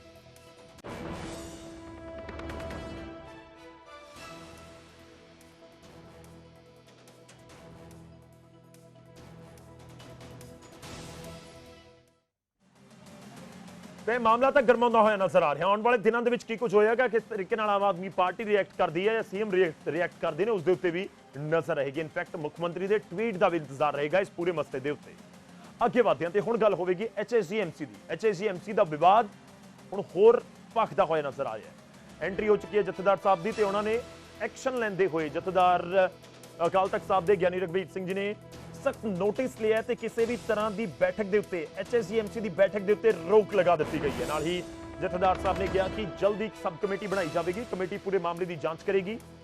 ਸੋਸ਼ਲ ਮੀਡੀਆ ਦੇ ਉੱਤੇ ਦੂਸ਼ਣਬਾਜ਼ੀ ਤੋਂ ਗੁਰੇਜ਼ ਕੀਤਾ ਜਾਵੇ। ਗੁਰਦੁਆਰਾ ਪੰਜੋਖੜਾ ਸਾਹਿਬ ਦੇ ਵਿੱਚ ਹੋਈ ਝਗੜੇ ਦੀ ਵੀਡੀਓ ਇੱਕ ਸਾਹਮਣੇ ਆਈ ਸੀ, ਉਸ ਦੀਆਂ ਕੁਝ ਤਸਵੀਰਾਂ ਦਿਖਾ ਰਹੇ ਹਾਂ। ਤੇ DSG ਮਾਫੀ ਚਾਹੂੰਗਾ HSGMC ਦੇ ਸਾਬਕਾ ਪ੍ਰਧਾਨ ਨੇ ਬਲਜੀਤ ਸਿੰਘ ਦਾਦੂਵਾਲ, ਉਹਨਾਂ ਦੇ ਵੱਲੋਂ ਇਹ ਇਲਜ਼ਾਮ ਲਗਾਏ ਗਏ ਕਿ ਮੌਜੂਦਾ ਸਮੇਂ 'ਚ ਜੋ ਮੰਤ ਕਰਮਜੀਤ ਨੇ ਉਹਨਾਂ ਦੀ ਕਮੇਟੀ ਦੇ ਵਿੱਚ ਜਿਹੜੇ ਲੋਕ ਵੱਖ-ਵੱਖ ਥਾਵਾਂ ਤੇ ਲਗਾਏ ਜਾ ਰਹੇ ਨੇ ਉਹ ਠੀਕ ਨਹੀਂ। ਭ੍ਰਿਸ਼ਟਾਚਾਰ ਦੇ ਇਲਜ਼ਾਮ ਦਾਦੂਵਾਲ ਨੇ ਲਗਾਏ। ਇੱਕ ਧਮੀਜਾ ਉੱਥੇ ਗੁਰਵਿੰਦਰ ਸਿੰਘ ਧਮੀਜਾ ਸੀ ਜਿਨ੍ਹਾਂ ਦੇ ਨਾਲ ਆਮੋ ਸਾਹਮਣੇ ਦੀ ਤਕਰਾਰ ਹੁੰਦੀ ਹੈ। ਦਾਦੂਵਾਲ ਦਾ ਤਰਕ ਇਹ ਹੈ, ਜਥੇਦਾਰ ਦਾਦੂਵਾਲ ਦਾ, ਉਹ ਕਹਿ ਰਹੇ ਨੇ ਕਿ ਭ੍ਰਿਸ਼ਟਾਚਾਰ ਹੋ ਰਿਹਾ ਹੈ ਔਰ ਵੱਖ-ਵੱਖ ਡੇਰਿਆਂ ਦੇ ਵਿੱਚ ਲੋਕ ਕੰਮ ਕਰ ਰਹੇ ਨੇ ਤੇ ਉਹਨਾਂ ਨੂੰ ਜਿਹੜਾ ਤਨਖਾਹ ਹੈ ਜਾਂ ਉਹਨਾਂ ਦੀ ਜਿਹੜੀ ਮਿਹਨਤ ਉਹਨਾਂ ਨੂੰ ਦੇਣੀ ਹੁੰਦੀ ਹੈ ਉਹ HSGMC ਦੇ ਖਾਤੇ ਦੇ ਵਿੱਚੋਂ ਜਾ ਰਹੀ ਹੈ। ਇਸ ਤਰੀਕੇ ਦੇ ਐਲੀਗੇਸ਼ਨਸ ਲਗਾਏ ਗਏ ਸੀ। ਖੈਰ ਉੱਥੇ ਤਕਰਾਰ ਹੋਈ। ਤਕਰਾਰ ਦੇ ਵਿਚਾਲੇ ਇਹ ਵੀ ਇਲਜ਼ਾਮ ਲੱਗੇ ਕਿ ਇਤਰਾਜ਼ਯੋਗ ਸ਼ਬਦਾਵਲੀ ਦਾ ਇਸਤੇਮਾਲ ਕੀਤਾ ਗਿਆ। ਹਾਲਾਂਕਿ ਦਾਦੂਵਾਲ ਨੇ ਉਹ ਇਲਜ਼ਾਮਾਂ ਨੂੰ ਨਕਾਰ ਦਿੱਤਾ, ਪਰ ਇਹ ਪੂਰਾ ਮਾਮਲਾ ਹੈ SGPC ਦੇ ਨੋਟਿਸ ਦੇ ਵਿੱਚ ਵੀ ਆਇਆ ਤੇ ਦੂਜੇ ਪਾਸੇ ਹਰਿਆਣਾ ਸਰਕਾਰ ਕੋਲ ਵੀ ਗਿਆ ਤੇ ਜਥੇਦਾਰ ਸਾਹਿਬ ਦੇ ਕੋਲ ਵੀ ਪਹੁੰਚ ਗਿਆ। ਹੁਣ ਜਥੇਦਾਰ ਸਾਹਿਬ ਨੇ ਕਮੇਟੀ ਦੀ ਕਿਸੇ ਵੀ HSGMC ਹਰਿਆਣਾ ਸਿੱਖ ਗੁਰਦੁਆਰਾ ਮੈਨੇਜਮੈਂਟ ਕਮੇਟੀ ਦੀ ਕਿਸੇ ਵੀ ਤਰ੍ਹਾਂ ਦੀ ਮੀਟਿੰਗ ਦੇ ਉੱਤੇ ਫਿਲਹਾਲ ਬੈਠਕਾਂ ਦੇ ਉੱਤੇ ਰੋਕ ਲਗਾ ਦਿੱਤੀ ਹੈ ਕਿ ਕੋਈ ਵੀ ਤੁਸੀਂ ਮੀਟਿੰਗ ਨਹੀਂ ਕਰ ਸਕਦੇ। ਇੱਕ ਸਬ ਕਮੇਟੀ ਛੇਤੀ ਬਣਾਈ ਜਾਵੇਗੀ ਜੋ ਪੂਰੇ ਮਾਮਲੇ ਦੀ ਜਾਂਚ ਕਰੇਗੀ। ਸੋਸ਼ਲ ਮੀਡੀਆ ਦੇ ਉੱਤੇ ਕਿਸੇ ਤਰੀਕੇ ਦੀ ਦੂਸ਼ਣਬਾਜ਼ੀ ਨਾ ਹੋਵੇ, ਉਸ ਤੋਂ ਗੁਰੇਜ਼ ਕੀਤਾ ਜਾਵੇ, ਇਹ ਵੀ ਜਥੇਦਾਰ ਸਾਹਿਬ ਦੇ ਵੱਲੋਂ ਕਿਹਾ ਗਿਆ। ਰੁਕ ਕਰਦੇ ਹਾਂ, ਇਸ ਸਮੇਂ ਸਾਡੇ ਨਾਲ ਬਲਜੀਤ ਸਿੰਘ ਦਾਦੂਵਾਲ ਜੀ ਜੁੜ ਰਹੇ ਨੇ, ਸਾਬਕਾ ਪ੍ਰਧਾਨ ਨੇ HSGMC ਦੇ। ਜਥੇਦਾਰ ਦਾਦੂਵਾਲ ਜੀ, ਬਹੁਤ ਬਹੁਤ ਸਵਾਗਤ ਹੈ ਨਿਊਜ਼ 18 ਪੰਜਾਬ ਦੇ ਉੱਤੇ। ਮੇਰੀ ਆਵਾਜ਼ ਤੁਹਾਡੇ ਤੱਕ ਪਹੁੰਚ ਰਹੀ ਹੈ? ਧੰਨਵਾਦ ਜੀ। ਜੀ ਤੁਹਾਡਾ ਫਸਟ ਰਿਐਕਸ਼ਨ ਜੋ ਜਥੇਦਾਰ ਸਾਹਿਬ ਦੇ ਵੱਲੋਂ ਪੂਰੇ ਮਾਮਲੇ ਦੇ ਵਿੱਚ ਐਕਸ਼ਨ ਲਿਆ ਗਿਆ। ਮੈਂ ਐਕਸ਼ਨ ਇਸ ਕਰਕੇ ਕਹਿ ਰਿਹਾ ਕਿਉਂਕਿ ਬੈਠਕਾਂ ਤੇ ਸਿੱਧੇ ਤੌਰ ਦੇ ਉੱਤੇ ਰੋਕ ਲਗਾ ਦਿੱਤੀ ਉਹਨਾਂ ਨੇ। ਦੇਖੋ ਗੌਰਵ ਜੀ, ਅਸੀਂ ਸ੍ਰੀ ਅਕਾਲ ਤਖਤ ਸਿੱਖ ਹਾਂ ਜੀ। ਅਕਾਲ ਤਖਤ ਸਾਹਿਬ ਦਾ ਅਸੀਂ ਸਤਿਕਾਰ ਕਰਦੇ ਹਾਂ ਤੇ ਜੋ ਜਥੇਦਾਰ ਸਾਹਿਬ ਨੇ ਆਦੇਸ਼ ਜਾਰੀ ਕੀਤਾ ਉਹਦਾ ਸਵਾਗਤ ਕਰਦੇ ਹਾਂ। ਪਰ ਮੈਂ ਇੱਕ ਬੇਨਤੀ ਕਰਨੀ ਚਾਹੁੰਦਾ ਕਿ ਉਹ ਤੁਰੰਤ ਐਕਸ਼ਨ ਜਿਹੜਾ ਮਹੰਤ ਜੀਤ ਸਿੰਘ, ਮਹੰਤ ਗੁਰਮੀਤ ਸਿੰਘ ਜੀ, 2-4 ਜਿਹੜੇ ਪ੍ਰਧਾਨ ਦੇ ਨਾਲ ਮੈਂਬਰ ਨੇ ਉਹਨਾਂ ਨੂੰ ਲੈ ਕੇ ਉਹ ਅਕਾਲ ਤਖਤ ਸਾਹਿਬ ਤੇ ਪਹੁੰਚ ਗਿਆ। ਪਹਿਲਾਂ ਵੀ ਅਕਾਲ ਤਖਤ ਸਾਹਿਬ ਤੇ ਉਹਨੇ ਕਿਹਾ ਸੀਗਾ ਕਿ ਅਸੀਂ ਅਕਾਲ ਤਖਤ ਸਾਹਿਬ ਤੇ ਜਾਵਾਂਗੇ, ਪਰ ਜਿਹੜਾ ਅਕਾਲ ਤਖਤ ਸਾਹਿਬ ਤੇ ਜਨਰਲ ਸੈਕਟਰੀ ਪਹੁੰਚਿਆ ਜੀ, ਜਥੇਦਾਰ ਸਾਹਿਬ ਨੂੰ ਚਾਹੀਦਾ ਕਿ ਜਨਰਲ ਸੈਕਟਰੀ ਦੀ ਜਿਹੜੀ ਫਰਿਆਦ ਹੈ ਉਹਨੂੰ ਵੀ ਨਾਲ ਹੀ ਤੁਰੰਤ ਐਕਸ਼ਨ ਚ ਲਿਆ ਜਾਵੇ। ਮਹੰਤ ਤੇ ਡੋਪ ਟੈਸਟ, ਮਹੰਤ ਦਾ ਬ੍ਰਹਮਚਾਰੀ ਟੈਸਟ ਔਰ ਮਹੰਤ ਨੇ ਜਿਹੜੇ ਦੋਸ਼ ਲਾਏ ਸੀ ਉਹਦੇ ਲਈ ਜਾਂਚ ਕਮੇਟੀ ਸਾਰਾ ਕੁਝ ਜਥੇਦਾਰ ਸਾਹਿਬ ਨੂੰ ਕਰਨਾ ਚਾਹੀਦਾ। ਜਿਹੜਾ ਉਹਨਾਂ ਨੇ ਇਹ ਤੁਰੰਤ ਐਕਸ਼ਨ ਲਿਆ ਨਾ, ਉਹ ਨਿਰਪੱਖਤਾ ਦੀ ਗੱਲ ਨਹੀਂ ਸਾਹਮਣੇ ਆ ਰਹੀ, ਉਹਦੇ ਚ ਥੋੜਾ ਪੱਖਪਾਤ ਲੱਗਦਾ ਕਿਉਂਕਿ 29 ਤਰੀਕ ਨੂੰ ਸੀਨੀਅਰ ਮੀਤ ਪ੍ਰਧਾਨ ਦੇ ਆਦੇਸ਼ਾਂ ਤੇ ਜਨਰਲ ਸਕੱਤਰ ਨੇ ਜਨਰਲ ਹਾਊਸ ਸੱਦਿਆ ਸੀ, ਜਿਹੜਾ ਮਹੰਤ ਬਾਰ-ਬਾਰ ਕਹਿਣ ਤੇ ਵੀ ਸੱਦ ਨਹੀਂ ਸੀ। ਤਾਂ ਹੁਣ ਜਨਰਲ ਹਾਊਸ ਜਿਹੜਾ 29 ਤਰੀਕ ਨੂੰ ਹੋਣਾ ਸੀ, ਮਹੰਤ ਨੂੰ ਖਦਸ਼ਾ ਸੀ ਕਿ ਉਹਦੇ ਵਿੱਚ ਉਸ ਨੂੰ ਬੇਭਰੋਸਗੀ ਦਾ ਮਤਾ ਪਾ ਕੇ ਲਾ ਦਿੱਤਾ ਜਾਊ, ਭਾਵੇਂ ਕਿ ਉਹ ਮੈਂਬਰ ਸਾਹਿਬਾਨਾਂ ਨੇ ਆਪਣੇ ਜਿਹੜੇ ਗੁਰੂ ਘਰਾਂ ਦੇ ਕੰਮ ਰੁਕੇ ਸੀ ਜਾਂ ਜਿਹੜੇ ਹਾਲਾਤ ਪੈਦਾ ਹੋਏ ਉਹਨਾਂ ਦੇ ਉੱਤੇ ਵਿਚਾਰ ਵਟਾਂਦਰਾ ਕਰਨ ਲਈ ਸੱਦਿਆ ਸੀ, ਜਿਹੜੇ ਮੌਜੂਦਾ ਹਾਲਾਤ ਸੀਗੇ। ਕੁਝ ਗਾਂ ਜਿਹੜੀਆਂ ਇਲੈਕਸ਼ਨਾਂ ਹਰਿਆਣਾ ਸਰਕਾਰ ਨੇ ਵਾਰਡਬੰਦੀ ਕਰ ਦਿੱਤੀ ਆ ਔਰ ਉਹਦੀਆਂ ਵੋਟਾਂ ਬਣਾਉਣ ਵਾਸਤੇ ਕਿਹਾ, ਉਹਦੇ ਸਬੰਧ 'ਚ ਵਿਚਾਰ ਵਟਾਂਦਰੇ ਦਾ ਏਜੰਡਾ ਸੀ। ਪਰ ਮਹੰਤ ਨੂੰ ਇੱਕੋ ਡਰ ਸਤਾ ਰਿਹਾ ਸੀਗਾ ਜੀ ਕਿ ਉਸ ਦਿਨ 29 ਤਰੀਕ ਨੂੰ ਜਰਨਲ ਹਾਊਸ ਬੇਭਰੋਸਗੀ ਦਾ ਮਤਾ ਪਾਸ ਕਰੇਗਾ ਤੇ ਮਹੰਤ ਨੂੰ ਤੁਰਦਾ ਕਰੇਗਾ। ਇਸ ਕਰਕੇ ਮਹੰਤ ਨੇ ਆਪਣਾ ਜੋ ਪੁਰਾਣਾ ਉਹਦੀ ਦੋਸਤੀ ਆ ਜਥੇਦਾਰਾਂ ਦੇ ਨਾਲ, ਉਸ ਦੋਸਤੀ ਨੂੰ ਵਰਤਦਿਆਂ ਜੀ ਉਹਨੇ ਆਦੇਸ਼ ਜਾਰੀ ਕਰਾਇਆ। ਪਰ ਫਿਰ ਵੀ ਅਸੀਂ ਸ੍ਰੀ ਅਕਾਲ ਤਖਤ ਸਾਹਿਬ ਨੂੰ ਸਮਰਪਿਤ ਸਿੱਖ ਹਾਂ। ਜਥੇਦਾਰ ਨੇ ਭਾਵੇਂ ਪੱਖਪਾਤ ਦੇ ਵਿੱਚ ਹੀ ਆਦੇਸ਼ ਜਾਰੀ ਕੀਤਾ, ਪਰ ਅਸੀਂ ਫਿਰ ਵੀ ਇਹਦਾ ਸਤਿਕਾਰ ਕਰਦੇ ਹਾਂ ਔਰ ਜਥੇਦਾਰ ਸਾਹਿਬ ਨੂੰ ਅਪੀਲ ਕਰਦੇ ਹਾਂ ਕਿ ਪਹਿਲਾਂ ਵੀ ਜਥੇਦਾਰ ਸਾਹਿਬਾਨਾਂ ਦਾ ਜਿਹੜਾ ਆਧਾਰ ਆ, ਵਜੂਦ ਆ, ਉਹਨੂੰ ਢਾਹ ਲੱਗੀ ਆ ਬਾਦਲ ਪਰਿਵਾਰ ਦੀ ਤਰਫਦਾਰੀ ਕਰਨ ਕਰਕੇ। ਤਾਂ ਹੁਣ ਵੀ ਜਿਹੜਾ ਹੈ ਮਹੰਤ ਦੀ ਤਰਫਦਾਰੀ ਕਰਕੇ ਤੁਹਾਨੂੰ ਪੱਖਪਾਤੀ ਫੈਸਲਾ ਲੱਗ ਰਿਹਾ ਹੈ, ਵਜੂਦ ਨੂੰ ਢਾਹ ਨਾ ਲੱਗੇ, ਜਥੇਦਾਰਾਂ ਦੇ ਮਾਨ ਸਨਮਾਨ ਨੂੰ ਢਾਹ ਨਾ ਲੱਗੇ, ਕਿਉਂਕਿ ਮਾਨ ਸਨਮਾਨ ਅਹੁਦਿਆਂ ਦੇ ਬੜੇ ਔਖੇ ਬਣਦੇ ਆ। ਮੈਂ ਇੱਕ ਚੀਜ਼ ਸਮਝ ਨਹੀਂ ਚਾ ਰਿਹਾ, ਇਹਦੇ ਵਿੱਚ ਬਾਦਲ ਪਰਿਵਾਰ ਵੀ ਇਨਵੋਲਵ ਹੋਇਆ। ਤੁਹਾਡੇ ਤੁਹਾਡੇ ਮੁਤਾਬਿਕ ਕੀ ਫੈਸਲਾ ਹੋਣਾ ਚਾਹੀਦਾ ਸੀ? ਮੇਰੀ ਪੂਰੀ ਗੱਲ ਸੁਣ ਲਓ ਜੀ ਕਿ ਬਾਦਲ ਪਰਿਵਾਰ ਵੀ ਇਨਵੋਲਵ ਹੋਇਆ। ਅੱਜ ਹੀ ਸਾਨੂੰ ਸੁਨੇਹੇ ਆਏ ਕਿ ਉਹਨਾਂ ਨੇ ਹਰਿਆਣੇ 'ਚ ਸਰਗਰਮੀ ਸ਼ੁਰੂ ਕਰ ਦਿੱਤੀ ਆ, ਮੈਂਬਰ ਸਾਹਿਬਾਨਾਂ ਨਾਲ ਰਾਬਤਾ ਕੀਤਾ ਵਾ ਜੀ ਕਿ ਕਿਤੇ ਮਹੰਤ ਨੂੰ 29 ਤਰੀਕ ਨੂੰ ਲਾ ਕੇ ਦਾਦੂਵਾਲ ਨੂੰ ਪ੍ਰਧਾਨ ਨਾ ਬਣਾ ਦਿਓ ਕਿਤੇ। ਇਹ ਜਿਹੜਾ ਉਹਨਾਂ ਦਾ ਪੂਰਾ ਜ਼ੋਰ ਲੱਗਿਆ ਹੋਇਆ, ਭਾਵੇਂ ਕਿ ਮੈਂ ਇਸ ਤਰ੍ਹਾਂ ਦੀ ਕੋਈ ਵੀ ਕਿਸੇ ਤਰ੍ਹਾਂ ਦੀ ਦੌੜ 'ਚ ਨਹੀਂ ਆ, ਸਾਰੇ ਸਤਿਕਾਰਯੋਗ ਮੈਂਬਰ ਸਾਹਿਬਾਨਾਂ ਦੇ ਨਾਲ ਪ੍ਰਬੰਧਾਂ ਨੂੰ ਸੁਚੱਜੇ ਕਰਨ ਤੇ ਧਰਮ ਪ੍ਰਚਾਰ ਲਈ ਯਤਨਸ਼ੀਲ ਆ। ਪਰ ਉਹਨਾਂ ਨੇ ਦੇਖੋ ਨਾ, ਤੁਸੀਂ 29 ਤਰੀਕ ਦਾ ਜਿਹੜਾ ਜਰਨਲ ਹਾਊਸ ਹੈ, ਹੁਣ ਤੁਸੀਂ ਦੇਖੋ ਉਹਦੇ ਤੇ ਪਾਬੰਦੀ ਹੈ, ਸਿੱਧੇ ਤੌਰ ਤੇ ਕਹਿ ਦਿੱਤਾ ਕਿ ਤੁਸੀਂ ਮੀਟਿੰਗਾਂ, ਜਦੋਂ ਕਿ ਉਹ ਜਨਤਕ ਮੀਡੀਆ 'ਚ ਸਾਰਾ ਕੁਝ ਆ ਚੁੱਕਾ ਹੈ, ਲੈਟਰ ਛਪ ਚੁੱਕੇ, ਮੈਂਬਰਾਂ ਨੂੰ ਜਾ ਚੁੱਕੇ ਆ। ਪਰ ਜਥੇਦਾਰ ਸਾਹਿਬ ਨੇ ਜਿਹੜਾ ਆਦੇਸ਼ ਜਾਰੀ ਕਰਨਾ ਕਿ ਉਦੋਂ ਤੱਕ ਸਾਰੇ ਕਾਰਜ ਤਾਂ ਮਹੰਤ ਦੀ ਤਰਫਦਾਰੀ ਆ ਨਾ। ਠੀਕ ਹੈ, ਮੈਂ ਤੁਹਾਡੇ ਕੋਲ ਵਾਪਸ ਆਉਣਾ ਸਰ। ਤੁਸੀਂ ਮੈਨੂੰ ਲੱਗ ਰਿਹਾ ਤੁਹਾਨੂੰ ਵਿਚਾਲੇ ਕਿਸ ਦਾ ਫੋਨ ਵੀ ਆ ਰਿਹਾ ਹੈ। ਇਸ ਵਿਚਾਲੇ ਸਾਡੇ ਨਾਲ ਸੁਖਸਾਗਰ ਸਿੰਘ ਜੀ ਜੁੜ ਚੁੱਕੇ ਨੇ, HSGMC ਨੂੰ ਰਿਪਰੈਜ਼ੈਂਟ ਕਰਦੇ ਨੇ। ਸੁਖਸਾਗਰ ਜੀ, ਅਕਾਲ ਤਖਤ ਸਾਹਿਬ ਦੇ ਜਥੇਦਾਰ ਦੇ ਫੈਸਲੇ ਦਾ ਤੁਸੀਂ ਵੈਲਕਮ ਕਰ ਰਹੇ ਹੋ। ਦਾਦੂਵਾਲ ਜੀ ਨੂੰ ਲੱਗ ਰਿਹਾ ਕਿ ਇਹ ਪੱਖਪਾਤੀ ਫੈਸਲਾ ਹੈ। ਨਹੀਂ ਜੀ, ਐਸਾ ਕੁਝ ਨਹੀਂ ਹੈ।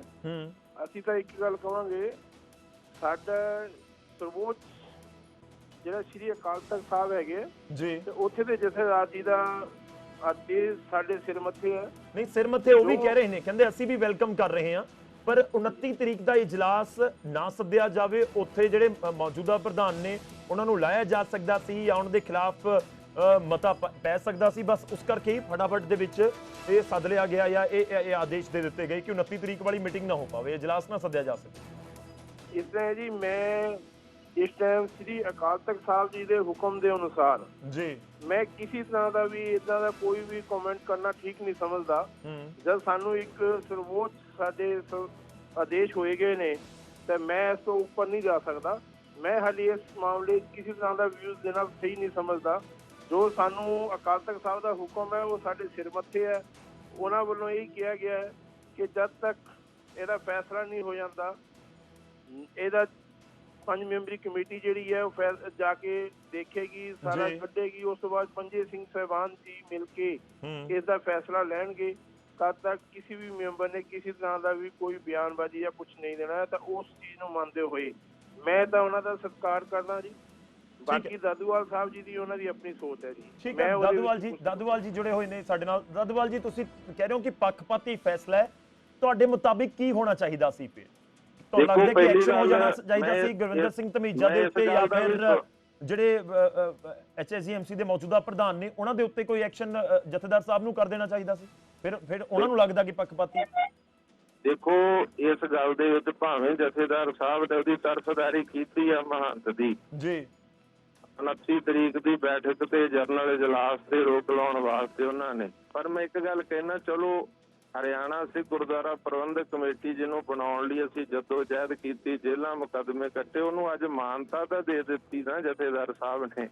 ਜਥੇਦਾਰ ਸਾਹਿਬ ਦੇ ਆਦੇਸ਼ਾਂ ਦੇ ਵਿੱਚ ਹਰਿਆਣਾ ਸਿੱਖ ਗੁਰਦੁਆਰਾ ਪ੍ਰਬੰਧਕ ਕਮੇਟੀ ਨੂੰ ਆਦੇਸ਼ ਨੇ, ਔਰ ਹਰਿਆਣਾ ਸਿੱਖ ਗੁਰਦੁਆਰਾ ਪ੍ਰਬੰਧਕ ਕਮੇਟੀ ਨੂੰ ਚਲੋ ਭਾਵੇਂ ਇਸ ਬਹਾਨੇ ਹੀ ਆ, ਪਰ ਅੱਜ ਜਥੇਦਾਰ ਸਾਹਿਬ ਅਕਾਲ ਤਖਤ ਸਾਹਿਬ ਵੱਲੋਂ ਮਾਨਤਾ ਤਾਂ ਦਿੱਤੀ ਕਿ ਹਰਿਆਣਾ ਸਿੱਖ ਗੁਰਦੁਆਰਾ ਪ੍ਰਬੰਧਕ ਕਮੇਟੀ ਵੀ ਕੋਈ ਸਿੱਖਾਂ ਦੀ ਸੰਸਥਾ ਆ। ਠੀਕ ਹੈ, ਤਾਂ ਹੀ ਉਹ ਸਿੱਖਾਂ ਦੀ ਸੰਸਥਾ ਦੇ ਹੋਣ ਕਰਕੇ ਹੀ ਉਹ ਇਹਦੇ ਵਿੱਚ ਆਏ। ਪਰ ਮੈਂ ਜਥੇਦਾਰ ਸਾਹਿਬ ਨੂੰ ਅਪੀਲ ਕਰੂੰਗਾ ਕਿ ਜਥੇਦਾਰ ਸਾਹਿਬ ਪਹਿਲਾਂ ਹੀ ਬਾਦਲ ਪਰਿਵਾਰ ਦੀ ਪੁਸਤ ਬਣਾਈ ਕਰਕੇ ਬਹੁਤ ਜ਼ਿਆਦਾ ਜਿਹੜਾ ਇਸ ਅਹੁਦੇ ਦੀ ਮਾਨ ਮਰਿਆਦਾ ਨੂੰ ਢਾਹ ਲੱਗੀ ਆ, ਉਹ ਇਸ ਨੂੰ ਖਿਆਲ 'ਚ ਰੱਖਣ। ਜਾਤੀ ਤੌਰ ਤੇ ਮੈਂ ਸਤਿਕਾਰ ਕਰਦਾ ਜਥੇਦਾਰ ਰਘਵੀਰ ਸਿੰਘ ਹੋਣਾ ਦਾ, ਪਰ ਉਹਨਾਂ ਨੂੰ ਇਸ ਗੱਲ ਦਾ ਖਿਆਲ ਕਰਨਾ ਚਾਹੀਦਾ ਕਿਉਂਕਿ ਸਿੱਧੀ ਜਿਹੜੀ ਆ ਨਾ ਮਹੰਤ ਕਰਮਜੀਤ ਸਿੰਘ ਦੀ ਤਰਫ ਹੋਈ ਹੈ, ਕਿਉਂਕਿ 29 ਤਰੀਕ ਨੂੰ ਉਹਨੂੰ ਪੂਰਾ ਖਤਰਾ ਸੀਗਾ ਕਿ ਬੇਭਰੋਸਗੀ ਦਾ ਮਤਾ ਪਾ ਕੇ ਮੈਂਬਰ ਸਾਹਿਬਾਨ ਮੈਨੂੰ ਤੁਰਦਾ ਕਰਨਗੇ। ਠੀਕ ਹੈ, ਚਲੋ ਮੇਰਾ ਇੱਕ ਆਖਰੀ ਛੋਟਾ ਜਿਹਾ ਸਵਾਲ, ਕੀ ਤੁਸੀਂ ਇਸ ਫੈਸਲੇ ਨੂੰ ਲੈ ਕੇ ਅਕਾਲ ਤਖਤ ਸਾਹਿਬ ਤੇ ਦੁਬਾਰਾ ਪਹੁੰਚ ਕਰੋਗੇ, ਖਾਸ ਤੌਰ ਤੇ 29 ਤਰੀਕ ਵਾਲੇ ਜਿਸ ਦਾ ਤੁਸੀਂ ਜ਼ਿਕਰ ਕਰ ਰਹੇ ਹੋ ਉਸ ਇਜਲਾਸ ਨੂੰ ਸੱਦਣ ਨੂੰ ਲੈ ਕੇ? ਦੇਖੋ, ਸਾਡੀ ਅੱਜ ਇੱਕ ਗਰੁੱਪ ਕਾਲ ਹੋਈ ਸੀ ਜਿਹਦੇ ਵਿੱਚ ਜਨਰਲ ਸੈਕਟਰੀ ਵੀ ਸੀ ਤੇ ਬਹੁਤ ਸਾਰੇ ਮੈਂਬਰ ਸਾਹਿਬਾਨ ਵੀ ਸੀ। ਉਹਨਾਂ ਦੇ ਵਿੱਚ ਗੱਲਬਾਤ ਹੋਈ। ਜਨਰਲ ਸੈਕਟਰੀ ਨੇ ਕਿਹਾ ਕਿ ਅਸੀਂ ਸ੍ਰੀ ਅਕਾਲ ਤਖਤ ਸਾਹਿਬ ਨੂੰ ਲੈਟਰ ਲਿਖ ਕੇ ਅਪੀਲ ਕਰਾਂਗੇ ਕਿ ਉਹਨਾਂ ਨੂੰ ਸਾਨੂੰ ਇਹ 29 ਤਰੀਕ ਦਾ ਜਨਰਲ ਇਜਲਾਸ ਜਿਹੜਾ ਉਹਦੇ ਤੇ ਰੋਕ ਨਹੀਂ ਲਾਉਣੀ ਚਾਹੀਦੀ, ਤੇ ਦੁਬਾਰਾ ਮੁੜ ਵਿਚਾਰ ਕਰਕੇ 29 ਤਰੀਕ ਦਾ ਜਿਹੜਾ ਜਨਰਲ ਇਜਲਾਸ ਠੀਕ ਹੈ ਹੋਣਾ ਚਾਹੀਦਾ ਹੈ। ਜਨਰਲ ਸੈਕਟਰੀ ਨੇ ਅੱਜ ਗਰੁੱਪ ਕਾਲ ਵਿੱਚ ਕਿਹਾ। ਠੀਕ ਹੈ ਦਾਦੂਵਾਲ ਜੀ, ਬਹੁਤ ਬਹੁਤ ਧੰਨਵਾਦ ਸਾਡੇ ਨਾਲ ਜੁੜਨ ਦੇ ਲਈ, ਇਸ ਪੂਰੀ ਗੱਲਬਾਤ ਦੇ ਲਈ। ਔਰ ਸੁਖ ਸਾਗਰ ਜੀ ਜੁੜੇ ਹੋਏ ਸੀ। ਸੁਖ ਸਾਗਰ ਜੀ, ਤੁਹਾਡਾ ਵੀ ਬਹੁਤ ਬਹੁਤ ਧੰਨਵਾਦ ਸਾਡੇ ਨਾਲ ਜੁੜਨ ਦੇ ਲਈ, ਇਸ ਪੂਰੀ ਗੱਲਬਾਤ ਦੇ ਲਈ। ਖੈਰ, ਮੁੱਦਾ HSDMC ਦੇ ਵਿੱਚ ਬੈਠਕਾਂ ਦਾ ਹੈ, ਇੱਕ ਤਕਰਾਰ ਵਾਲੀ ਵੀਡੀਓ ਜਿਸ ਦੇ ਵਿੱਚ ਦਾਦੂਵਾਲ ਤੇ ਦੂਜੇ ਪਾਸੇ ਗੁਰਵਿੰਦਰ ਧਮੀਜਾ ਆਮੋ ਸਾਹਮਣੇ ਹੋਏ, ਉਸ ਨੂੰ ਲੈ ਕੇ ਖੂਬ ਵਿਵਾਦ ਹੋਇਆ। ਹੁਣ ਜਥੇਦਾਰ ਸਾਹਿਬ ਦੇ ਕੋਲ ਮਾਮਲਾ ਪਹੁੰਚਿਆ ਤੇ ਜਥੇਦਾਰ ਸਾਹਿਬ ਦੇ ਵੱਲੋਂ HSDMC ਦੀਆਂ ਬੈਠਕਾਂ ਦੇ ਉੱਤੇ ਫਿਲਹਾਲ ਰੋਕ ਲਗਾ ਦਿੱਤੀ ਗਈ ਹੈ ਤੇ ਕਿਹਾ ਗਿਆ ਕਿ ਸਬ ਕਮੇਟੀ ਬਣਾਵਾਂਗੇ ਛੇਤੀ ਤੇ ਉਹ ਪੂਰੇ ਮਾਮਲੇ ਦੀ ਜਾਂਚ ਕਰੇ। ਪੁਆਇੰਟ ਨੰਬਰ 2, ਦਾਦੂਵਾਲ ਸਾਹਿਬ ਦੀ ਨਜ਼ਰ ਦੇ ਨਾਲ ਦੇਖਿਆ ਜਾਵੇ ਤਾਂ ਉਹਨੂੰ ਲੱਗ ਰਿਹਾ ਕਿ 29 ਤਰੀਕ ਨੂੰ ਜਿਹੜਾ ਇਜਲਾਸ ਸੱਦਿਆ ਗਿਆ ਸੀ ਉਸ ਦੇ ਵਿੱਚ ਮੌਜੂਦਾ ਪ੍ਰਧਾਨ ਮਹੰਤ ਕਰਮਜੀਤ ਸਿੰਘ ਦੇ ਖਿਲਾਫ ਮਤਾ ਆ ਸਕਦਾ ਸੀ। ਇਸ ਦੀ ਵਜ੍ਹਾ ਕਰਕੇ ਹੀ ਇਹ ਜਿਹੜਾ ਆਦੇਸ਼ ਦੇ ਦਿੱਤਾ ਗਿਆ ਔਰ ਇਸ ਦੇ ਨਾਲ ਬੈਠਕਾਂ ਦੇ ਉੱਤੇ ਰੋਕ ਲਗਾ ਦਿੱਤੀ ਗਈ। ਸਿੱਧਾ ਜਿਹਾ ਮਤਲਬ ਹੈ ਕਿ ਹੁਣ 29 ਤਰੀਕ ਵਾਲੀ ਬੈਠਕ ਤਾਂ ਨਹੀਂ ਹੋ ਸਕੇਗੀ, ਇਹ ਦਾਦੂਵਾਲ ਜੀ ਕਹਿੰਦੇ ਹੋਏ ਨਜ਼ਰ ਆ। ਪ੍ਰਾਈਮ ਟਾਈਮ ਦੇ ਵਿੱਚ ਵੇਲਾ ਹੋ ਚਲੇ ਤੁਹਾਡੇ ਤੋਂ ਇਜਾਜ਼ਤ ਲੈਣ ਦਾ। ਵੱਡੀਆਂ ਖਬਰਾਂ ਦੇ ਨਾਲ, ਅਹਿਮ ਖਬਰਾਂ ਦੇ ਨਾਲ ਅਸੀਂ ਦੁਬਾਰਾ ਤੁਹਾਡੇ ਸਾਹਮਣੇ ਪੇਸ਼ ਹੋਵਾਂਗੇ। ਇੱਕ ਛੋਟੇ ਜਿਹੇ ਬ੍ਰੇਕ।